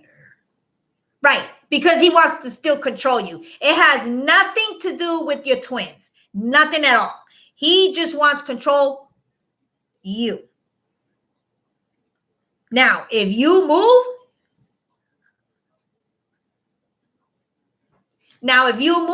you can't more. I just had him arrested last week because but the court system just lets them out. That's just how it is. Okay, Rio. Because they're addicts, the judges let them out. They'll just tell them, hey, go get help, and that's it. Or they'll lock him up for like a month. That's it. But they'll be right back, and he'll be right back at her door. That's just how it is. I dealt with that. Well, I had to get him out a year ago. No, it's not. That's what I was saying earlier. Like, anybody that's toxic in your life and you want to do good, cut them. Cut them. It's going to be hard because you think you love them and all that. Like with me, with my ex-husband. Oh, but I love him. I know he could change. I know that I made so many excuses. Once I cut that motherfucker out of my life, let me tell you, my life was good. Shit, I still say, I can't believe I was in love with him. He was at my kid's daycare. Oh no. So you might just need to put a restraining order against him. If he is, if he's showing up at your girl's school and you know he's not doing good, he's still on the drugs and all that, you might just need to go to the courthouse and get a restraining order. Because the thing is, a person that's on drugs, they're not themselves. And I know a lot of us want to believe, I love him, I know he could change, and that's not, I know it's not him, but the thing is, he could end up hurting you or the girls. And we see it all the time in the news and the newspaper, on YouTube. You see it all the time. Women getting murdered, by their boyfriends or husbands. Last week I seen one. The boyfriend thought the girlfriend was cheating. He killed her and the kids. He didn't kill the 3-year-old because it was under the bed. It happens all the time. Yeah, you need to go down to the courthouse. Girl, I know that. See, and that's the thing. Like, a lot of us women, especially us city girls, we have that no snitching policy, right? Oh, fuck that. I ain't going to no police station. I'm telling you right now, you need to go to the courthouse and you need to get a restraining order. Because somebody's going to get hurt. Whether it's you or one of the girls, or him, you trying to defend you and yourself. You're trying to defend yourself and the girls. Because I know you ain't going to let him do shit to the girls. So that's what I'm saying. Like, even to save his life. Because I know us females, we're going to protect our kids, even if we have to kill somebody. Because I know shit I did. I'm going to protect my family.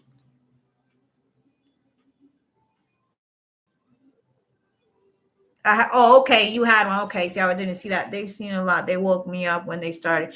Yeah, see? And And the girls are getting bigger too. Your daughters are 3, right? I know the last time you told me they were 3. Yeah, they getting big. Why am I not seeing Helen's? I've been kicking the drug addicts out of my life. Yeah, you don't need that, Helen. You deserve better. And I'm telling you, you could get better. Because I got remarried and my husband, he's not perfect, but he's the best thing that's ever happened in my life and in my children's life. Because my girls, they love my husband. That's their father right there.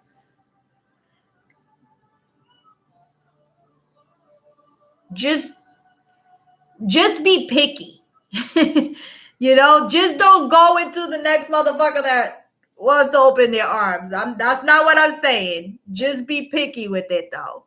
Especially when you have children. Just don't bring any man into your home. Okay, this guy seen that one day. Saw him at a friend's. He thought his baby was cheating, killed the kids. Yeah. Oh, he burnt the house. See, I didn't read that part. Then he threw himself in front of a tree. Oh, no, that must be a whole different story. Yeah, no, I didn't see that. Holy shit. And he threw himself in front of a tree. Oh, honey. Yeah, that's what I'm telling her. Peace, love, justice. She needs to be careful.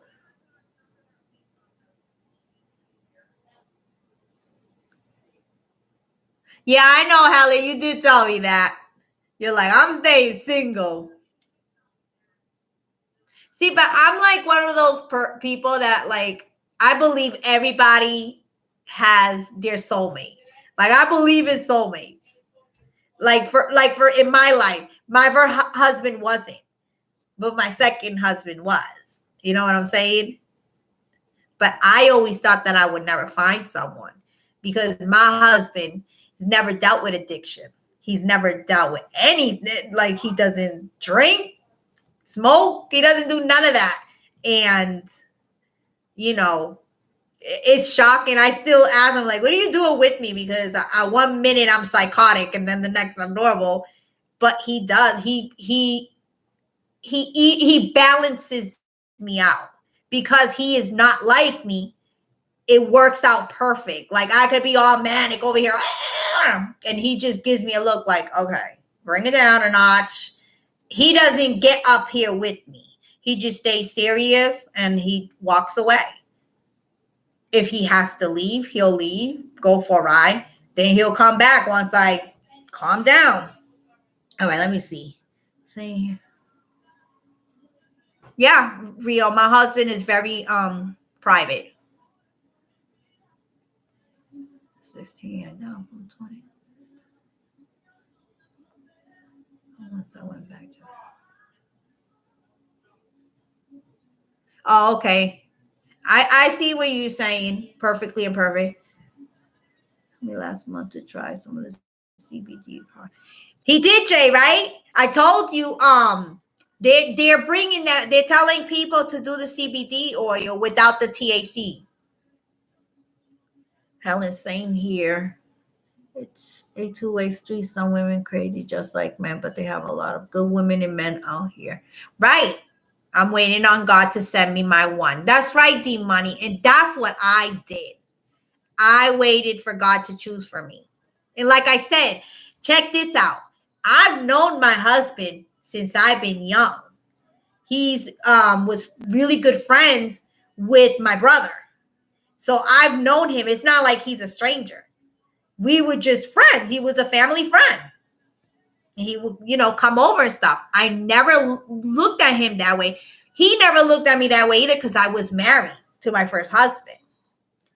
Until he started, he was going to church. I started going to church. My parents are pastors. I don't know if I mentioned that. My parents are pastors. And he was a member of my parents' pastor.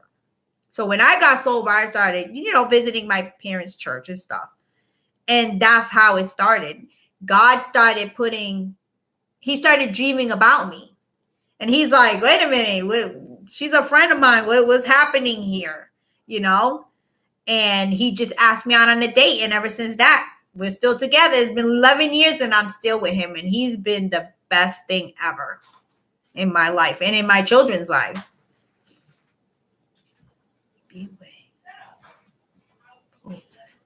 Maybe, Regina.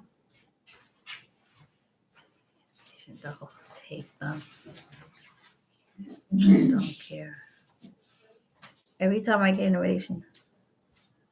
Because they're not for you, Helen. Trust me. The one that's for you, ain't nobody gonna take them from you. Trust me. Oh, yes, honey. God has been very great in my life. I do not. I will never say he hasn't. He's been good to me. Just giving me a second chance in life. God has been good to me because I could have been 6 feet on the ground a long time ago. What did I miss?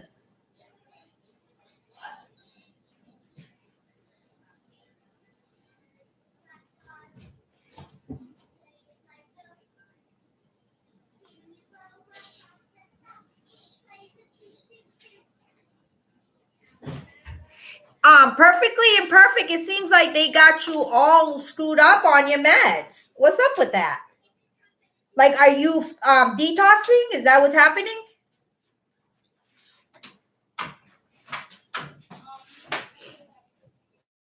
Of course, Regina, God loves you. God loves all his children, honey. God loves all his children. We just gotta love him back.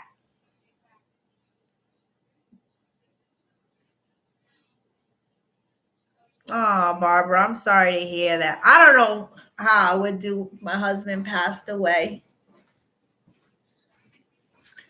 There he is, walking by. Y'all go through struggles and hit rock bottom. It's how we lean on him. Let faith be our strength and get back up stronger. You know what, Regina? That's what you think.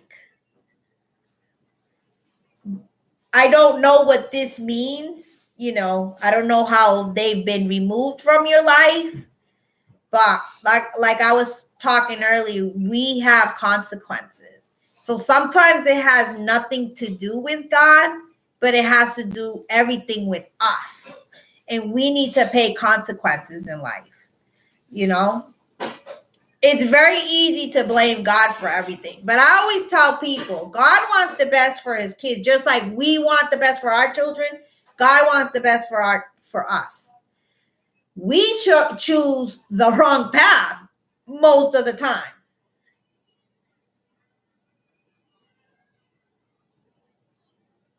We choose the wrong path. So when you take the wrong path, there's consequences. You know? And I'm going to tell you something. When I didn't always think that, though. I was like you, too. Especially when my son was born. I was young. And I blame God. I'm like, why are you giving me, a young girl, a sick baby? What am I going to do with a sick baby? He's too sick. I was always in all the hospital and all that. I blame God for him. Now that he's, you know, when he started getting older, I started realizing how much of a blessing my son is in my life. Because of him, I'm making the right decisions today. I don't want my children to be removed from me. I don't want my son to be put in a home where they could abuse him, you know, because it happens. He's nonverbal, handicapped. He don't know what's good and bad. I don't want that to happen. So because of him, I'm doing the right thing. So he turned out to be a blessing in my life. I was blaming God when he was born, but when he started getting older, you know, because I was dealing with my own mental stuff, I got into the drugs and stuff. And this is how good God is. If my son was normal right now, because he's my oldest and he went through hell with me. He's seen his father abuse on me mentally and physically. If he was normal, my son will be really fucked up because he's seen a lot of shit, right? But because he's handicapped, he doesn't remember none of that. He doesn't, I don't even know if he knows if it was good or bad. You know what I'm saying? So things work out, you know, and that's God's plan. That's just how it is. I tell everybody, if my son was normal, who knows? He probably would be on drugs himself because that's what he seen his mom and dad do.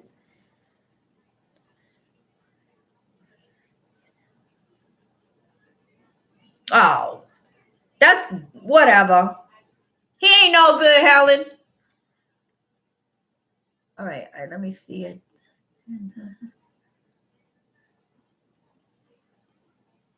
Oh, you're fine. Okay, wait. Let me start from up here because I am been homeless, living in town with my kids because my husband's abuse and cheating on us. I had to pick up a job anywhere to make it happen for my kids, and me to seizures, homes, medical problems. Wow. Right. We can't block our blessings, and that's the thing.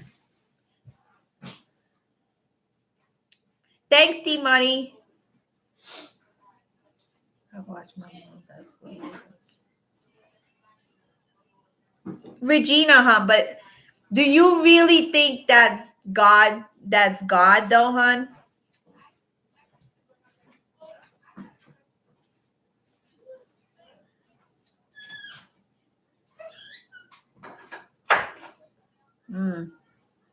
So your mom passed away from lung cancer, then 5 weeks later, your dad died? Is that how? That's awful, hon.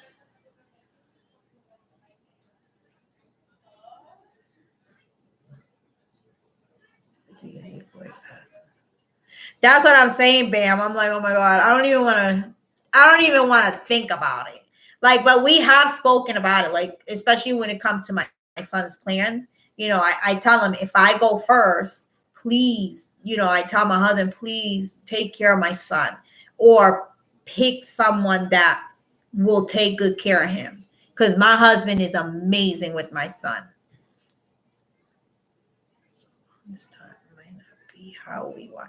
Right, peace, love, and justice. It's not, and that's where you get the people blaming God, because when the person don't get the right answer that they're looking for, then they hate God. It's God's fault, and you know. But I'm telling you, down the road, you will realize why God did what He did, or why God allowed things. Now, not everything is God's fault, though. Not, you know, I'm not no pastor or anything, but I want to, hold on. It took my brother many, and your brother? Jesus. That's awful. I'm so sorry, Regina. No wonder you're going through so much. So who is alive in your family? Because you said you didn't have a lot of family members.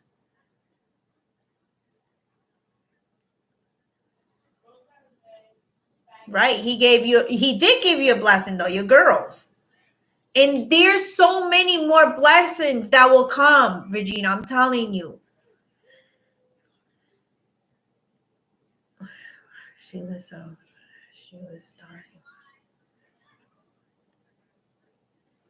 Wait.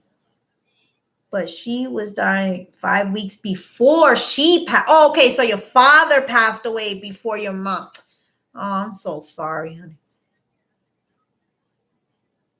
Right, Jen.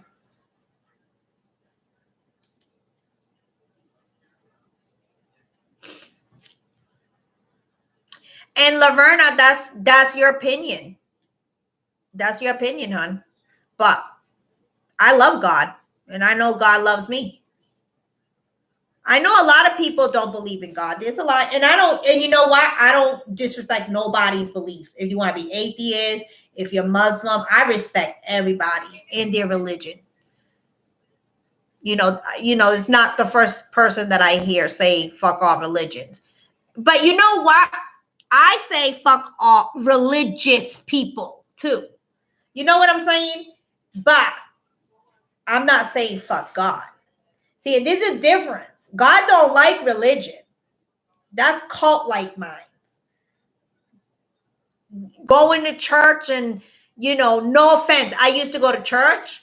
I used to tithe, but I started seeing things differently. My eyes started to open.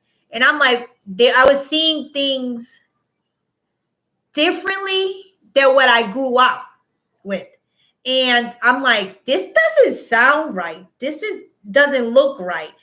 And I started to realize that churches, they're like cults. They really are. And I didn't want that. I'm like, no, I just want to love God, and I want God to love me because he's been, blessing me. I don't want, religion. Yes, it does, Amore. It does. And see, a lot, like my family is very religious, right? So for me not going to church, they swear that I'm going to hell, that I'm not connected with God. Little do they know that I feel so free. Like I feel God every day that I wake up. And if God wasn't in me, why is it that he helps me out when I'm going to have an anxiety attack or I'm going through some situation and he takes away?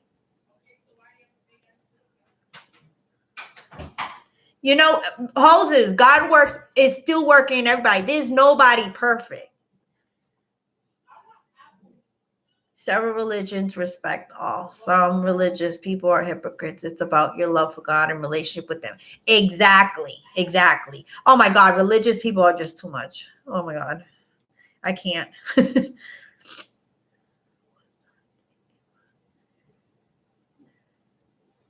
Hey, Christina. Hey, Muffy.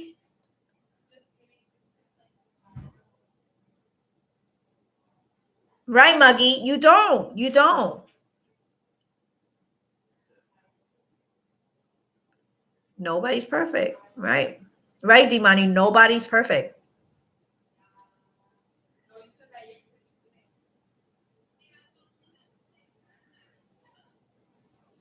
Yes, and believe that, Regina. You just have to go to him. See, God can't do everything for you. We have to meet God halfway. We really do.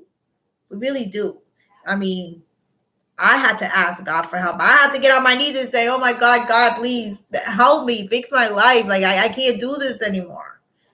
And from there, it just took off. And all I had to do was ask God to help me. That's all I had to do. Was say, God, please help me. I can't live like this anymore. I screamed it out to him in the bedroom. I am so depressed. Like I was ready to take my life and my children's life. It was awful. Once I asked God for that help, my life got better and better and better. It's not perfect. And I still fight on a daily basis, but I'm not suicidal anymore. I'm not thinking, oh my God, I got to kill myself and my children. No, I'm not thinking that way. My life is better. But we have to meet God. We just trust me. Once you call on him, he's going to come right through that door. But you have to let him in. It's in the heart, not in the building. Right, D-Money, it's not. And I had to learn that, D-Money, because of growing up in a religious home. I had to learn that. Like, it's not about going to church. It's about, and I'm going to tell you what happened. My son, as most of you guys know, he's special needs. He's always sick every time it was time for church. And sometimes I would take him like that to church because I didn't want to miss church. There was only church service twice a week. So I'm like, well, I'm not going to miss church. But it came to a point where he was really sick. And I'm like, why am I dragging him out like that? And I started to think to myself, like, okay, God didn't give me a sick child to be dragging him to churches and stuff like this when he's sick. So God's going to condemn me because I can't go to church because my son is sick. And this is where the religion, it becomes cult-like, because if you miss those 2 days of church, they're calling you and they're wondering why you didn't show up to church. You understand? And they're, when I would say, oh, my son is sick, or, they would look at me and say, oh, we understand. But their look was of, like, if they didn't believe me. Like, their words were different than their facial expression. And from there, it just started, things started happening. And I'm like, you know what? This is not for me. Like, thanks, Regina. I wasn't always strong, huh? Go ahead, Holes. Let's make your joke. Yeah, don't be looking at the phone while you're driving.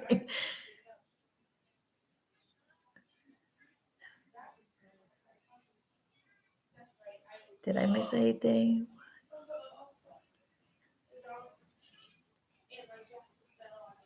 And he will, Regina. If it's meant for you to go down there with your sister, he's gonna open all doors. I'm telling you. I'm gonna be praying for you, sister. Oh, that's just so weird. If it's meant to be. Now, my brother, I have 2 brothers and I have an older sister. My 2 brothers also dealt with addiction. And one of my brothers had to leave town. He had to leave town. He had to move to the city, to get his life right. He couldn't stay in this town. And I was able to. So, not what I'm trying to say by that, Regina, is not how do I put this? If you move to South Carolina, you still bringing yourself. So if you're the one that needs change, it don't matter where you go. You still you still need to change you and your behaviors and your thoughts. Your mentality your mind is so strong. Once you change this, you are going to be all set. I don't know if you guys are understanding what I'm trying to say. And that's for anybody, not just Regina. Like my little brother stayed, but he keeps relapsing. Right now he's in prison because he keeps relapsing, so he keeps doing fucked up shit in the street. So my mom's saying, oh, when he comes out, I think he's going to go live with your brother. So I'm telling my mom, it don't matter where he goes. If he doesn't change this, he's still going to do the same fucked up shit that he's doing over here. It doesn't matter. You can't run. You can't run from your addiction. Right. You got to face it. Right. I don't think Regina's running from her addiction. I think she's running from her kid's father because he's a psycho. So that's what I'm saying. It might work out for her because she's not doing it. She's doing it to save her and her daughter's lives.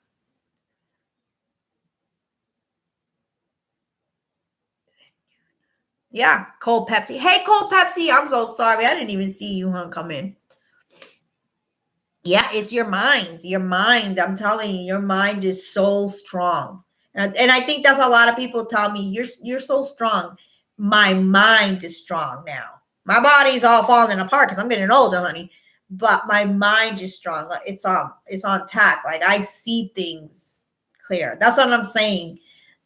These people that think that they're smart, they're not really that smart. I just stay quiet and mind my business.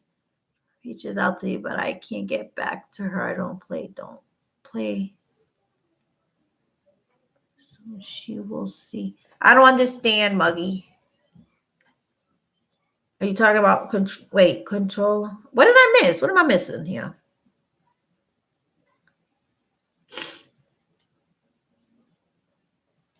Let's write this. Okay. Oh, okay. Controller reaches out to me, but I can't get back to her. I don't play no games. Not trying to play her, but soon she will see. You know what, Muggy? And I mean, what I say, that's all. No love lost. Right. And some people just want to play games with others.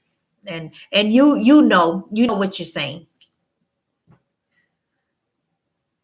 Right, Regina. That's what I said. That is, you're good with the sobriety stuff. You just need to get away from him because he's trying to control you and your life.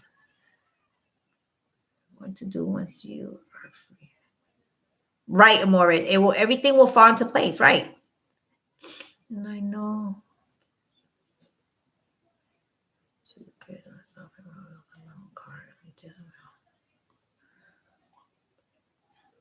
Right, Regina.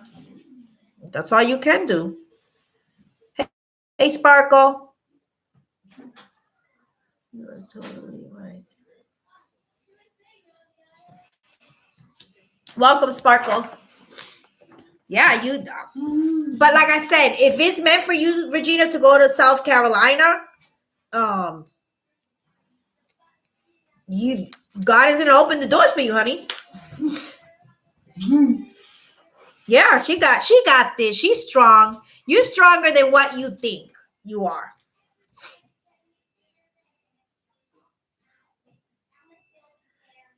Yeah, but they keep letting him watch. Right, Jen. That's what I'm saying. They keep letting him out, and I think it's because he's an addict. So the judges, they feel bad. Because if he's breaking his restraining order, what is the court? What is the judge waiting for? For him to really hurt Regina or one of the girls? Like, come on now. See, this is where the court, they're no good. The courthouses. Fuck all the fake shit, Muggy. Yeah. And you know what, Muggy? That's exactly what's happening. There's too much fakeness on YouTube. Like, that's what I'm saying. Like, let's straight up be real. We're all adults here. They never do. She didn't get my memo. Right. And you shouldn't have to be with the fake shit because you're not there. No room in our... Right. Yeah, I know.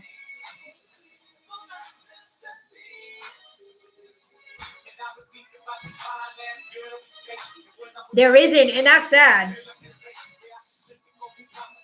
You didn't get the memo of what?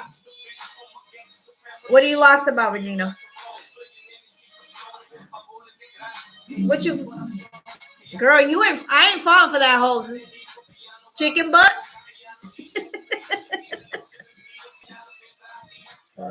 That's right, Muggy. You can't. Like I said, like, I'm not trying to diagnose nobody. But there's some motherfuckers on here that need help. For real. Chicken butt. Stop. Reports. Yeah. Oh no, I'm reading the Regina, I'm reading the chat.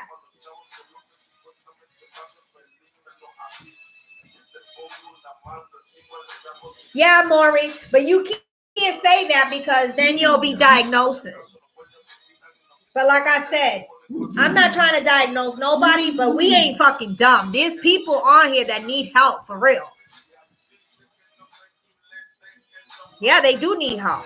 People need to stop acting like their life is perfect and it's all great and shit when their fucking life is not. And instead of making enemies, make friends because somebody can give you a hand. That's what I'm saying. But these people want to act all crazy and shit. Like, how are you supposed to get people to help you if you're acting all crazy? I see some now, but I'm going to the store. No enabling. That's right. Oh, and trust me, I'm not enabling nobody. Yeah, Bam. Right. No.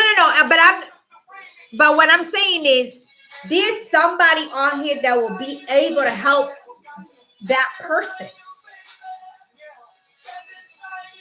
In Holmes' situation, she just found the wrong motherfucker.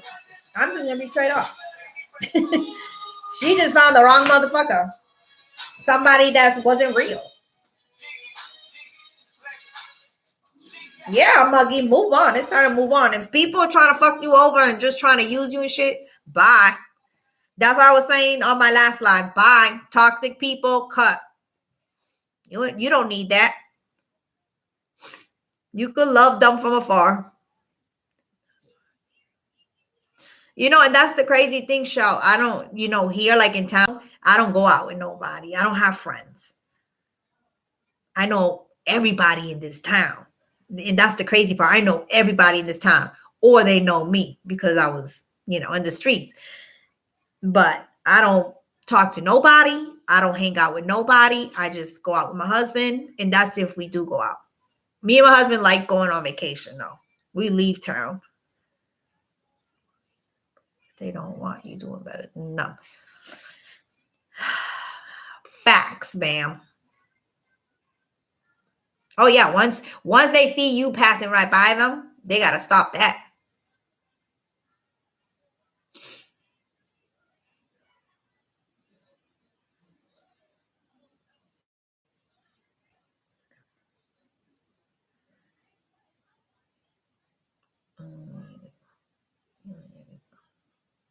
And work, yeah, I know.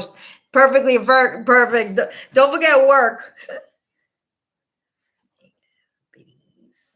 Yeah, like who got time for that anyways? Like some of the women on here act like fucking high schoolers. Like grow the fuck up.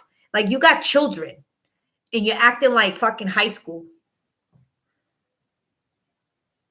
Ain't nobody got time for that. That's for sure. I know I don't. If you want to be cool with me and you want to be friends with me, by all means. But don't think that I'm just going to trust you and that's just it. That's not how it works.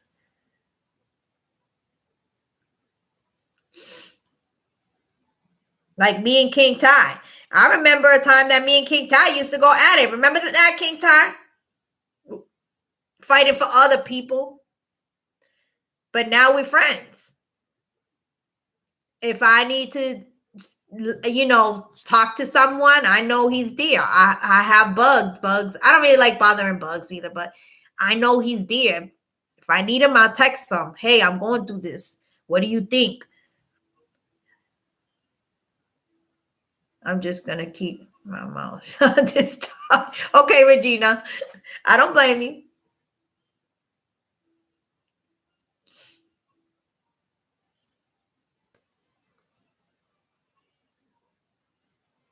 That's right. That's right, Regina. Yeah, me and King Ty, we used to argue. Actually, no, we not all the time. I think we got into one little argument defending other people and looking at us. We're friends. And I know whatever I tell him stays between me and him. Whatever I tell Bam stays between us. Whatever me and Drama Kiki talk about stays between us. The same thing with Bugs. There is good people on here. There really is. You just got to be careful.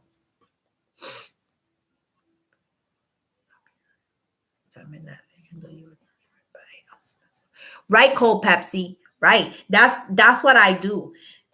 There is some days though, Cold Pepsi, that I'm in one of those moods where I just want to tell everybody off. So I just let them know how I feel. Now, for instance, let me give an example.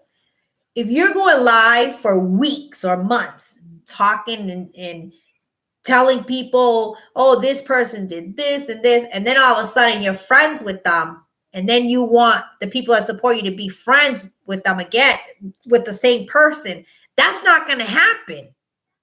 That's not going to happen because for months, you're telling us what you went through with this person and what they did to you.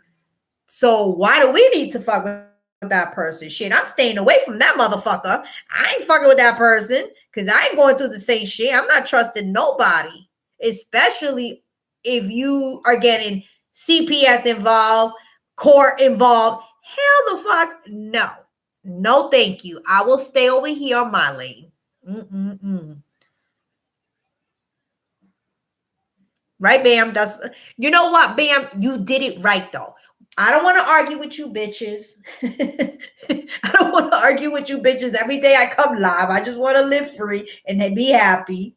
But I don't need to fuck with you either. And me and you talked about that.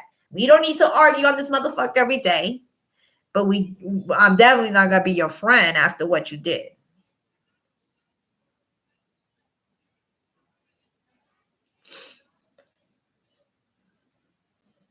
And Bam, that's fine. Muggy, trust me, I'm watching her. I'm watching hoses. Ain't nobody gonna be fucking with hoses.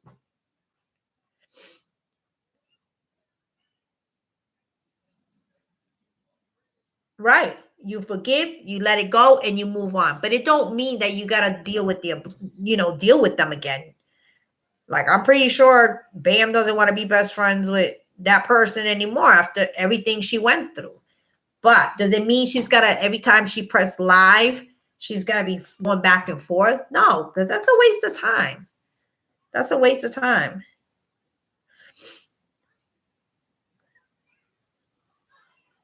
Yeah, Shell. Mm-mm.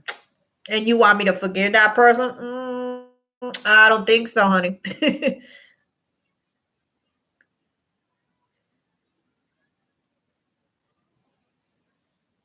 But what gets me is when...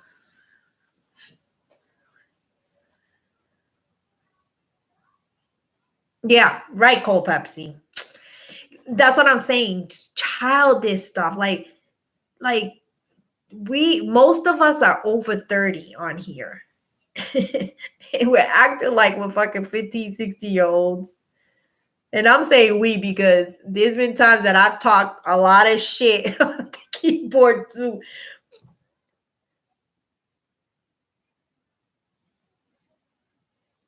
Yeah, Bam knows that Bam don't like everything that I tell her, but I know she's listening. Right, hoses? But she knows I got her best interest. That's what I said in my first live. If I'm your friend, I'm going to tell you when you're wrong too, shit. It's not going to always be nice things. Right, D-Money. Right. Exactly. We do need to forgive. We need to forgive to move forward. Because if not, you're always going to keep going back and back and back and back. So that's what I'm saying. I'm proud of Bam for what she did. Like, okay, I'm not going to keep going back and forth with you guys. So let's just stop this. Let's be grown up. I think True Secret knows did a video too. She moved on. That's good. Now, nobody's expecting you to be friends with these people, especially with the shit that they said. So, but like I said on my second live, when are we going to move forward? Like, are we going to keep going back and forth? Like, when is it going to end? Like, I know they're always up to something. The other side is always up to something. Every time there's peace on our side, the other side got something planned. But I think we need to just cut the fucking head. We need to cut the head. Like, whatever they say, or I know that the last time was, sending somebody's penis pic to emails. That should have never even been brought up. You should have deleted the photo, all the people that got it, and not even brought it up. Should have kept it in the back chats, between Huggy and say, hey, Huggy, this is what's happening. But nobody should have ever went live and brought it up. Like, there's just things that should just be kept. Bam. I mean, I don't know who's the head of the snake, but the head of the snake needs to be cut off. You know what, Regina? I was the same way. But you know what? Sit back and watch. That's why I was the first person to say there is fucking sides. There is sides. There is. So, but I don't like sides either. I'm not saying that I like them because there's people on the other side that I'm okay with. Like, I like mishandling it. I like watching her lives. I don't have a problem with mishandling it. There's other people on the other side that I like, and it sucks because, like, I don't have any issues with Joanna. When I was in different chats, I always say hi to Joanna. I don't have a problem with. Actually, I don't have a problem with nobody on that side. But there is sides, and it sucks because our side, where we're at, I'm more comfortable over here because we have I know more people on this side. But that doesn't mean I hate everybody on that side because I don't have no issues with Joanna or Shalinda or any of them. I don't. They've never disrespected me, and I've never disrespected them. Like, I've been saying chat with Bombshell, and me and her have talked back and forth. I don't have no problem with Bombshell. Now, I don't like some of the shit that they do is fucked up, but that's on them. To kill people with kindness, like, right, D-Money, you do.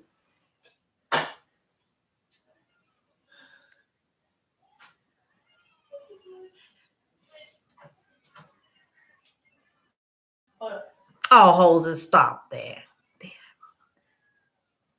Right, Bam. And they have. That's what I'm saying, that they have done some foul shit, but they've never done it towards me. So I'm not a person to jump on bandwagons. Like, I'm not a person that is just because you don't like them, I don't like them. You know what I'm saying? The same thing with you and me and Black Snowflake. Me and Black, well, I kind of don't click with Black Snowflake, but you love us both. It's the same thing. I don't have a problem with that side because they've never done anything to me. So I can't just say, oh, I hate them.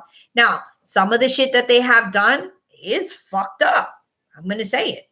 I'm not saying that. I'm not going to applaud their bullshit either. Like the shit that Bombshell has done, which now I'm really starting to realize, I think that was all lies. That was all a setup for everybody to hate Bombshell. But now we got to like her. You guys got to open up. You got to wake up. Where are the headphones? In the room. And you got to ask Poppy because those are puppies.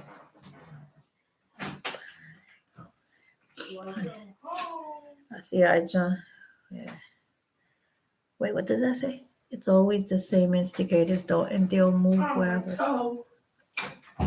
Facts, Amore. That's what I'm saying. If you sit back and you watch, you'll know, like Bam said, the head of the snake. You will know.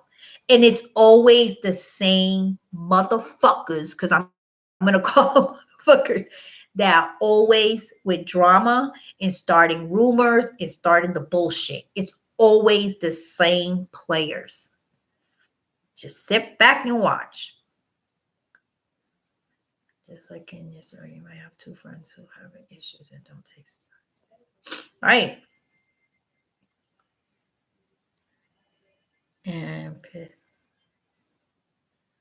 yeah, Regina, you can't. Sometimes you can't, because you know what? At the end, Regina, then you're the one that looks like the asshole. And I've learned that the hard way. You take sides and you back someone up, even if you don't have a problem with the other person, then they make up and then you're looking like the fucking asshole.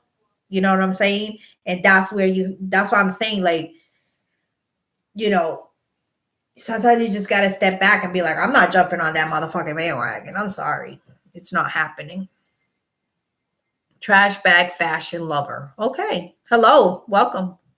No, not all that. Yes, that's what I'm saying. Peace, love, justice. That they have done some foul shit. Like Bombshell, I know, I've heard. I don't watch her. I've never watched her. I've never watched Michi either. I've heard some foul shit, you know, but I can't say I hate them because I don't know them. I don't even watch them. So how am I gonna hate them? Now the foul shit that they have done, distasteful.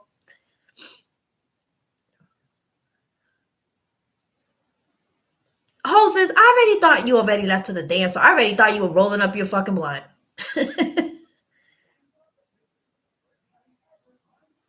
No. Is that a troll? Can somebody find out? And if it is, just trying to come in here and distract. Get out of here.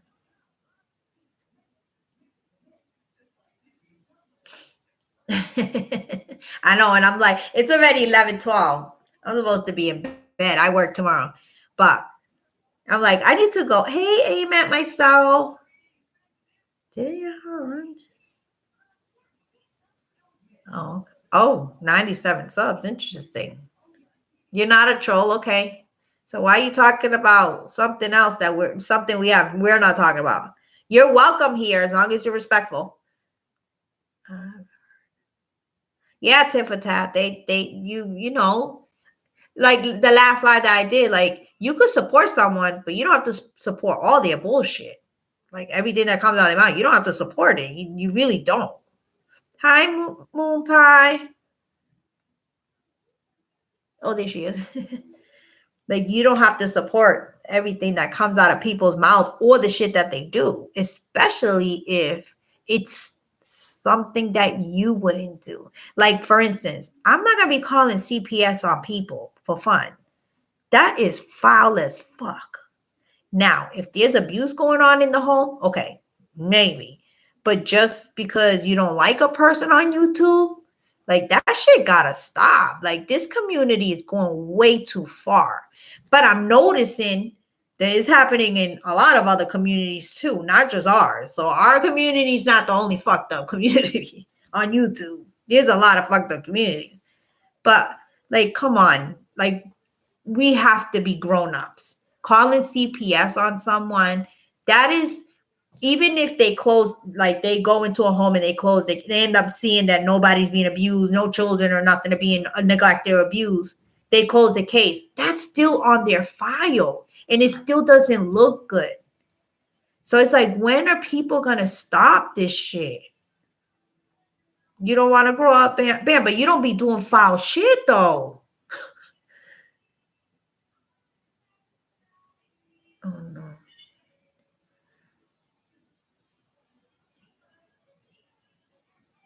Hey, Christina, were you here already? I think I seen you earlier. All right, I'm about to go on a date with my son. Oh, have fun, Mademoiselle. Thank you. See, that's sweet. She's going on a date with her son. That's what's up. We got to see a lot more of that. Yeah, sure. Someone will get fucked up. I'm telling you. Because, I mean, somebody called CPS on me. They're going to dismiss anyways because I have nurses coming in here. They're going to be like, really? They would have called a long time ago. So whoever is going to try it, don't try it because I already have nurses coming in here to check on my son. But it's just the embarrassment of someone having to go, and it still is going to be left in their, you know, on their record or whatever. There's always going to be a record of CPS coming into your home, and that's wrong. Like, people really have to grow up. If you don't like someone, don't watch them. See, and this is the problem we have in this community. You don't like a certain YouTuber, but you're sitting there wasting your time, thumbing it down like a dumbass because only dumbasses. Because see, with me, I'm not thumbing your video down. What I do is I unsub, bye, and say bye. I don't watch that person if I don't like their content. By the way, Miss Moon Pie, I love your content. I love your content. You be on top of it. Like, guys, Miss Moon Pie, you guys gotta connect with her. She got some good content. Bitch, you better not thumb my shit down. Are you talking about me, hoses? Okay, Regina, good night, hon. And I'm going to be praying for you. Okay? Like I said, doors will be open. She's got to ask God for help. Oh, okay. I thought you were talking about me, hoses. No, I know. But what I'm trying to say is, you know, if you don't like this person, then don't watch them. Like, what is with all the dramatics? Let me thumb this bitch down. Let me leave a nasty comment. Like, what is with fucking YouTube? Like, just don't watch the person. There is literally so many channels. Like, I'm subbed to a couple of communities. I don't really talk in a lot of the chats, but I watch their content because there's good content out there. So this is my thing. Why are you wasting your time if you don't like someone's content? Like I said, unsub and move on. Find another channel that you'll like. There's thousands of channels, thousands on YouTube. that have content that will fit, that's fitting for your life. That's all you got to do. Like, what is with people leaving nasty comments and thumbing your shit down? Just move forward. Keep moving. Like, I don't get it. I just don't get it. Oh, thanks, hoses. Do I? See, I don't even care. Like, it's showing me the thumbs up, but not the down. I guess somebody hit them. They didn't want to hear what I had to say, I guess. Those two people. I could just imagine who it is. See, but actually, I don't know, because I don't have a problem with nobody unless somebody secretly has a problem with me. But if somebody does have a problem with me, just comment on this section and we could talk it out under this video. Thanks, Helen. You know, I try to be myself. You're not going to get no bullshit from me. I ain't going to lie about my fucking life. It's not going to happen. Anybody needs my help, I'm here. If you guys need my email, I'm going to type it in the comment on the chat. And don't make fun of me, because people are making fun of me because I still have AOL. I do have a Gmail account, but I don't use it. So I just rather give, and I've had this email, and because I get important emails through there, I've never changed it. And also the reason why I haven't changed it is because it's secured. I pay for my email to be secured. There have been people that try to hack into my shit, okay, to find out who it was. So I just never made a big deal about it, because they didn't get shit anyways. Like, people can't just go and try to hack into other people's things, because you don't know. That's my email. If anybody ever hear of douchey cats? No, I've never have, Stephen. Hoses, I told you not to trip on me. I told you I had AOL.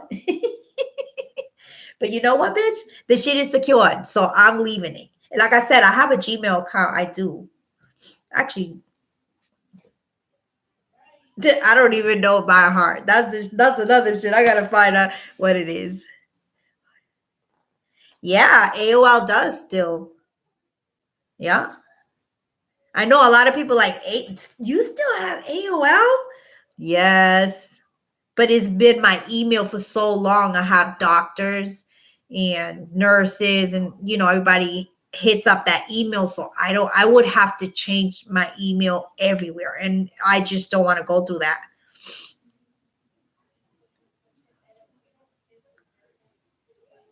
With Dick. Yeah.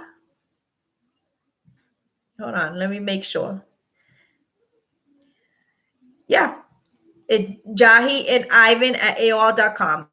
The first four, that's my nickname too. Jahi. I'm D.I. Hoses is a trap. You gotta love hoses.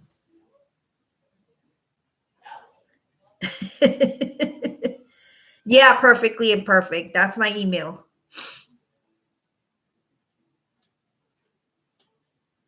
If anybody wants to, just let me know who you are, your YouTube name. So I'm not like, who the fuck is this? Hoses just loves to support me. That's why she don't want to leave. But I'm gonna end it because my laptop is about to die. But I'm gonna see if I go live. I'm trying to go live every day, at least for an hour. But it's so hard for me, guys. I'm really Finest. How you doing, honey? It would be nice to go. You going live there, bitch? I'm gonna be sleeping. That's another thing. Y'all need to start going live in the middle of the night, because then I gotta fucking play catch up. Aw.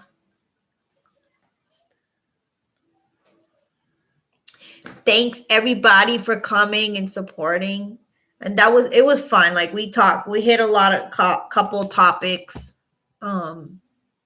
You know, and that's what I want to do. Like I want to do different topics and talk about shit. This page is going to be, I don't like drama and all that, but if we need to talk shit about something that's happening in the community, this will be the channel for it because I don't give a fuck. So, like I said, if anybody has an issue with me that I don't know about, leave it in the comment section. My email's in the chat. You can hit me up that way and we could talk it out like two grown women or a man and a woman. I don't know. Now, I don't think I have any problems with anybody. Now, if you don't like what I say, then I don't know what to tell you. Yay, Lady T. I'm sub to you, Lady T. Yes, do it.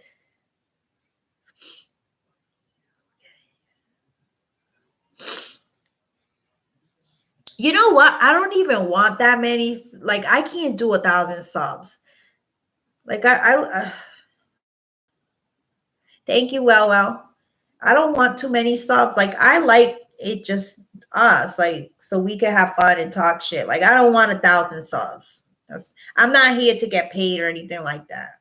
I want to have an outlet, like, to have some relief on stress and stuff like that and have fun with you guys. And like I said, and talk shit and just have fun, and where we could be open. Like anybody could say what they want. Anybody's welcome here as long as you're not disrespecting me or anybody in the chat. Anybody, because I didn't. Yeah, anybody's welcome here. Like I don't want people to think that they're not welcome here because you don't like somebody in the chat, whatever. As long as everybody respects each other, it was all good. Yeah, for the cell phone, you got to have 1K. But somehow, Helen, some people are still going sub, but I think you have to upload, I don't know, some app there.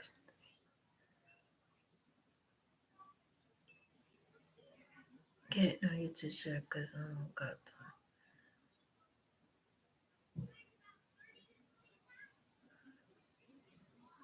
Oh, bam. So you have to say like hours to get, well, yeah, yeah. I get what you mean. Oh, okay. Yeah. That's what I heard, that you could, you upload or you download, sorry, some app and you could do it. Yay, Helen. Helen be having some good content. Like I love, like that's why I support Planet of the Fakes. I love going into Planet of the Fakes channel. He made me a wrench. I'm like telling him, you don't need to make me a wrench. I'm still gonna show up. Every time he goes live, like I love it because I live in a small state, so I don't know what goes on around the world. You know what I'm saying? And Planet of the Fakes is one of the channels. Helen's, she brings up, you know, she shows good stories, like what's happening in the world today. And I like that. That's the one that Peace, Love, and Justice. That's the app that somebody told me about. I think it was D Money. Wasn't it you who told me about the Mobile Bison and Jen Pitts chat?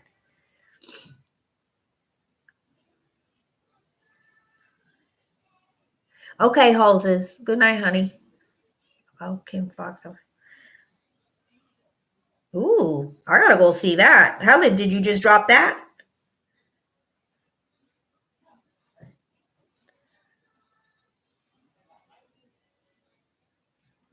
All right, guys, I'm gonna go. I gotta go take a shower. Well, I gotta finish cleaning my kitchen. Then I'm gonna take a shower and go to bed. I work in the morning.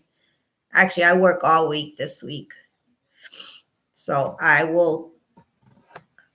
think tomorrow I can go live. My husband will be here tomorrow afternoon, so he could watch my son while I go live.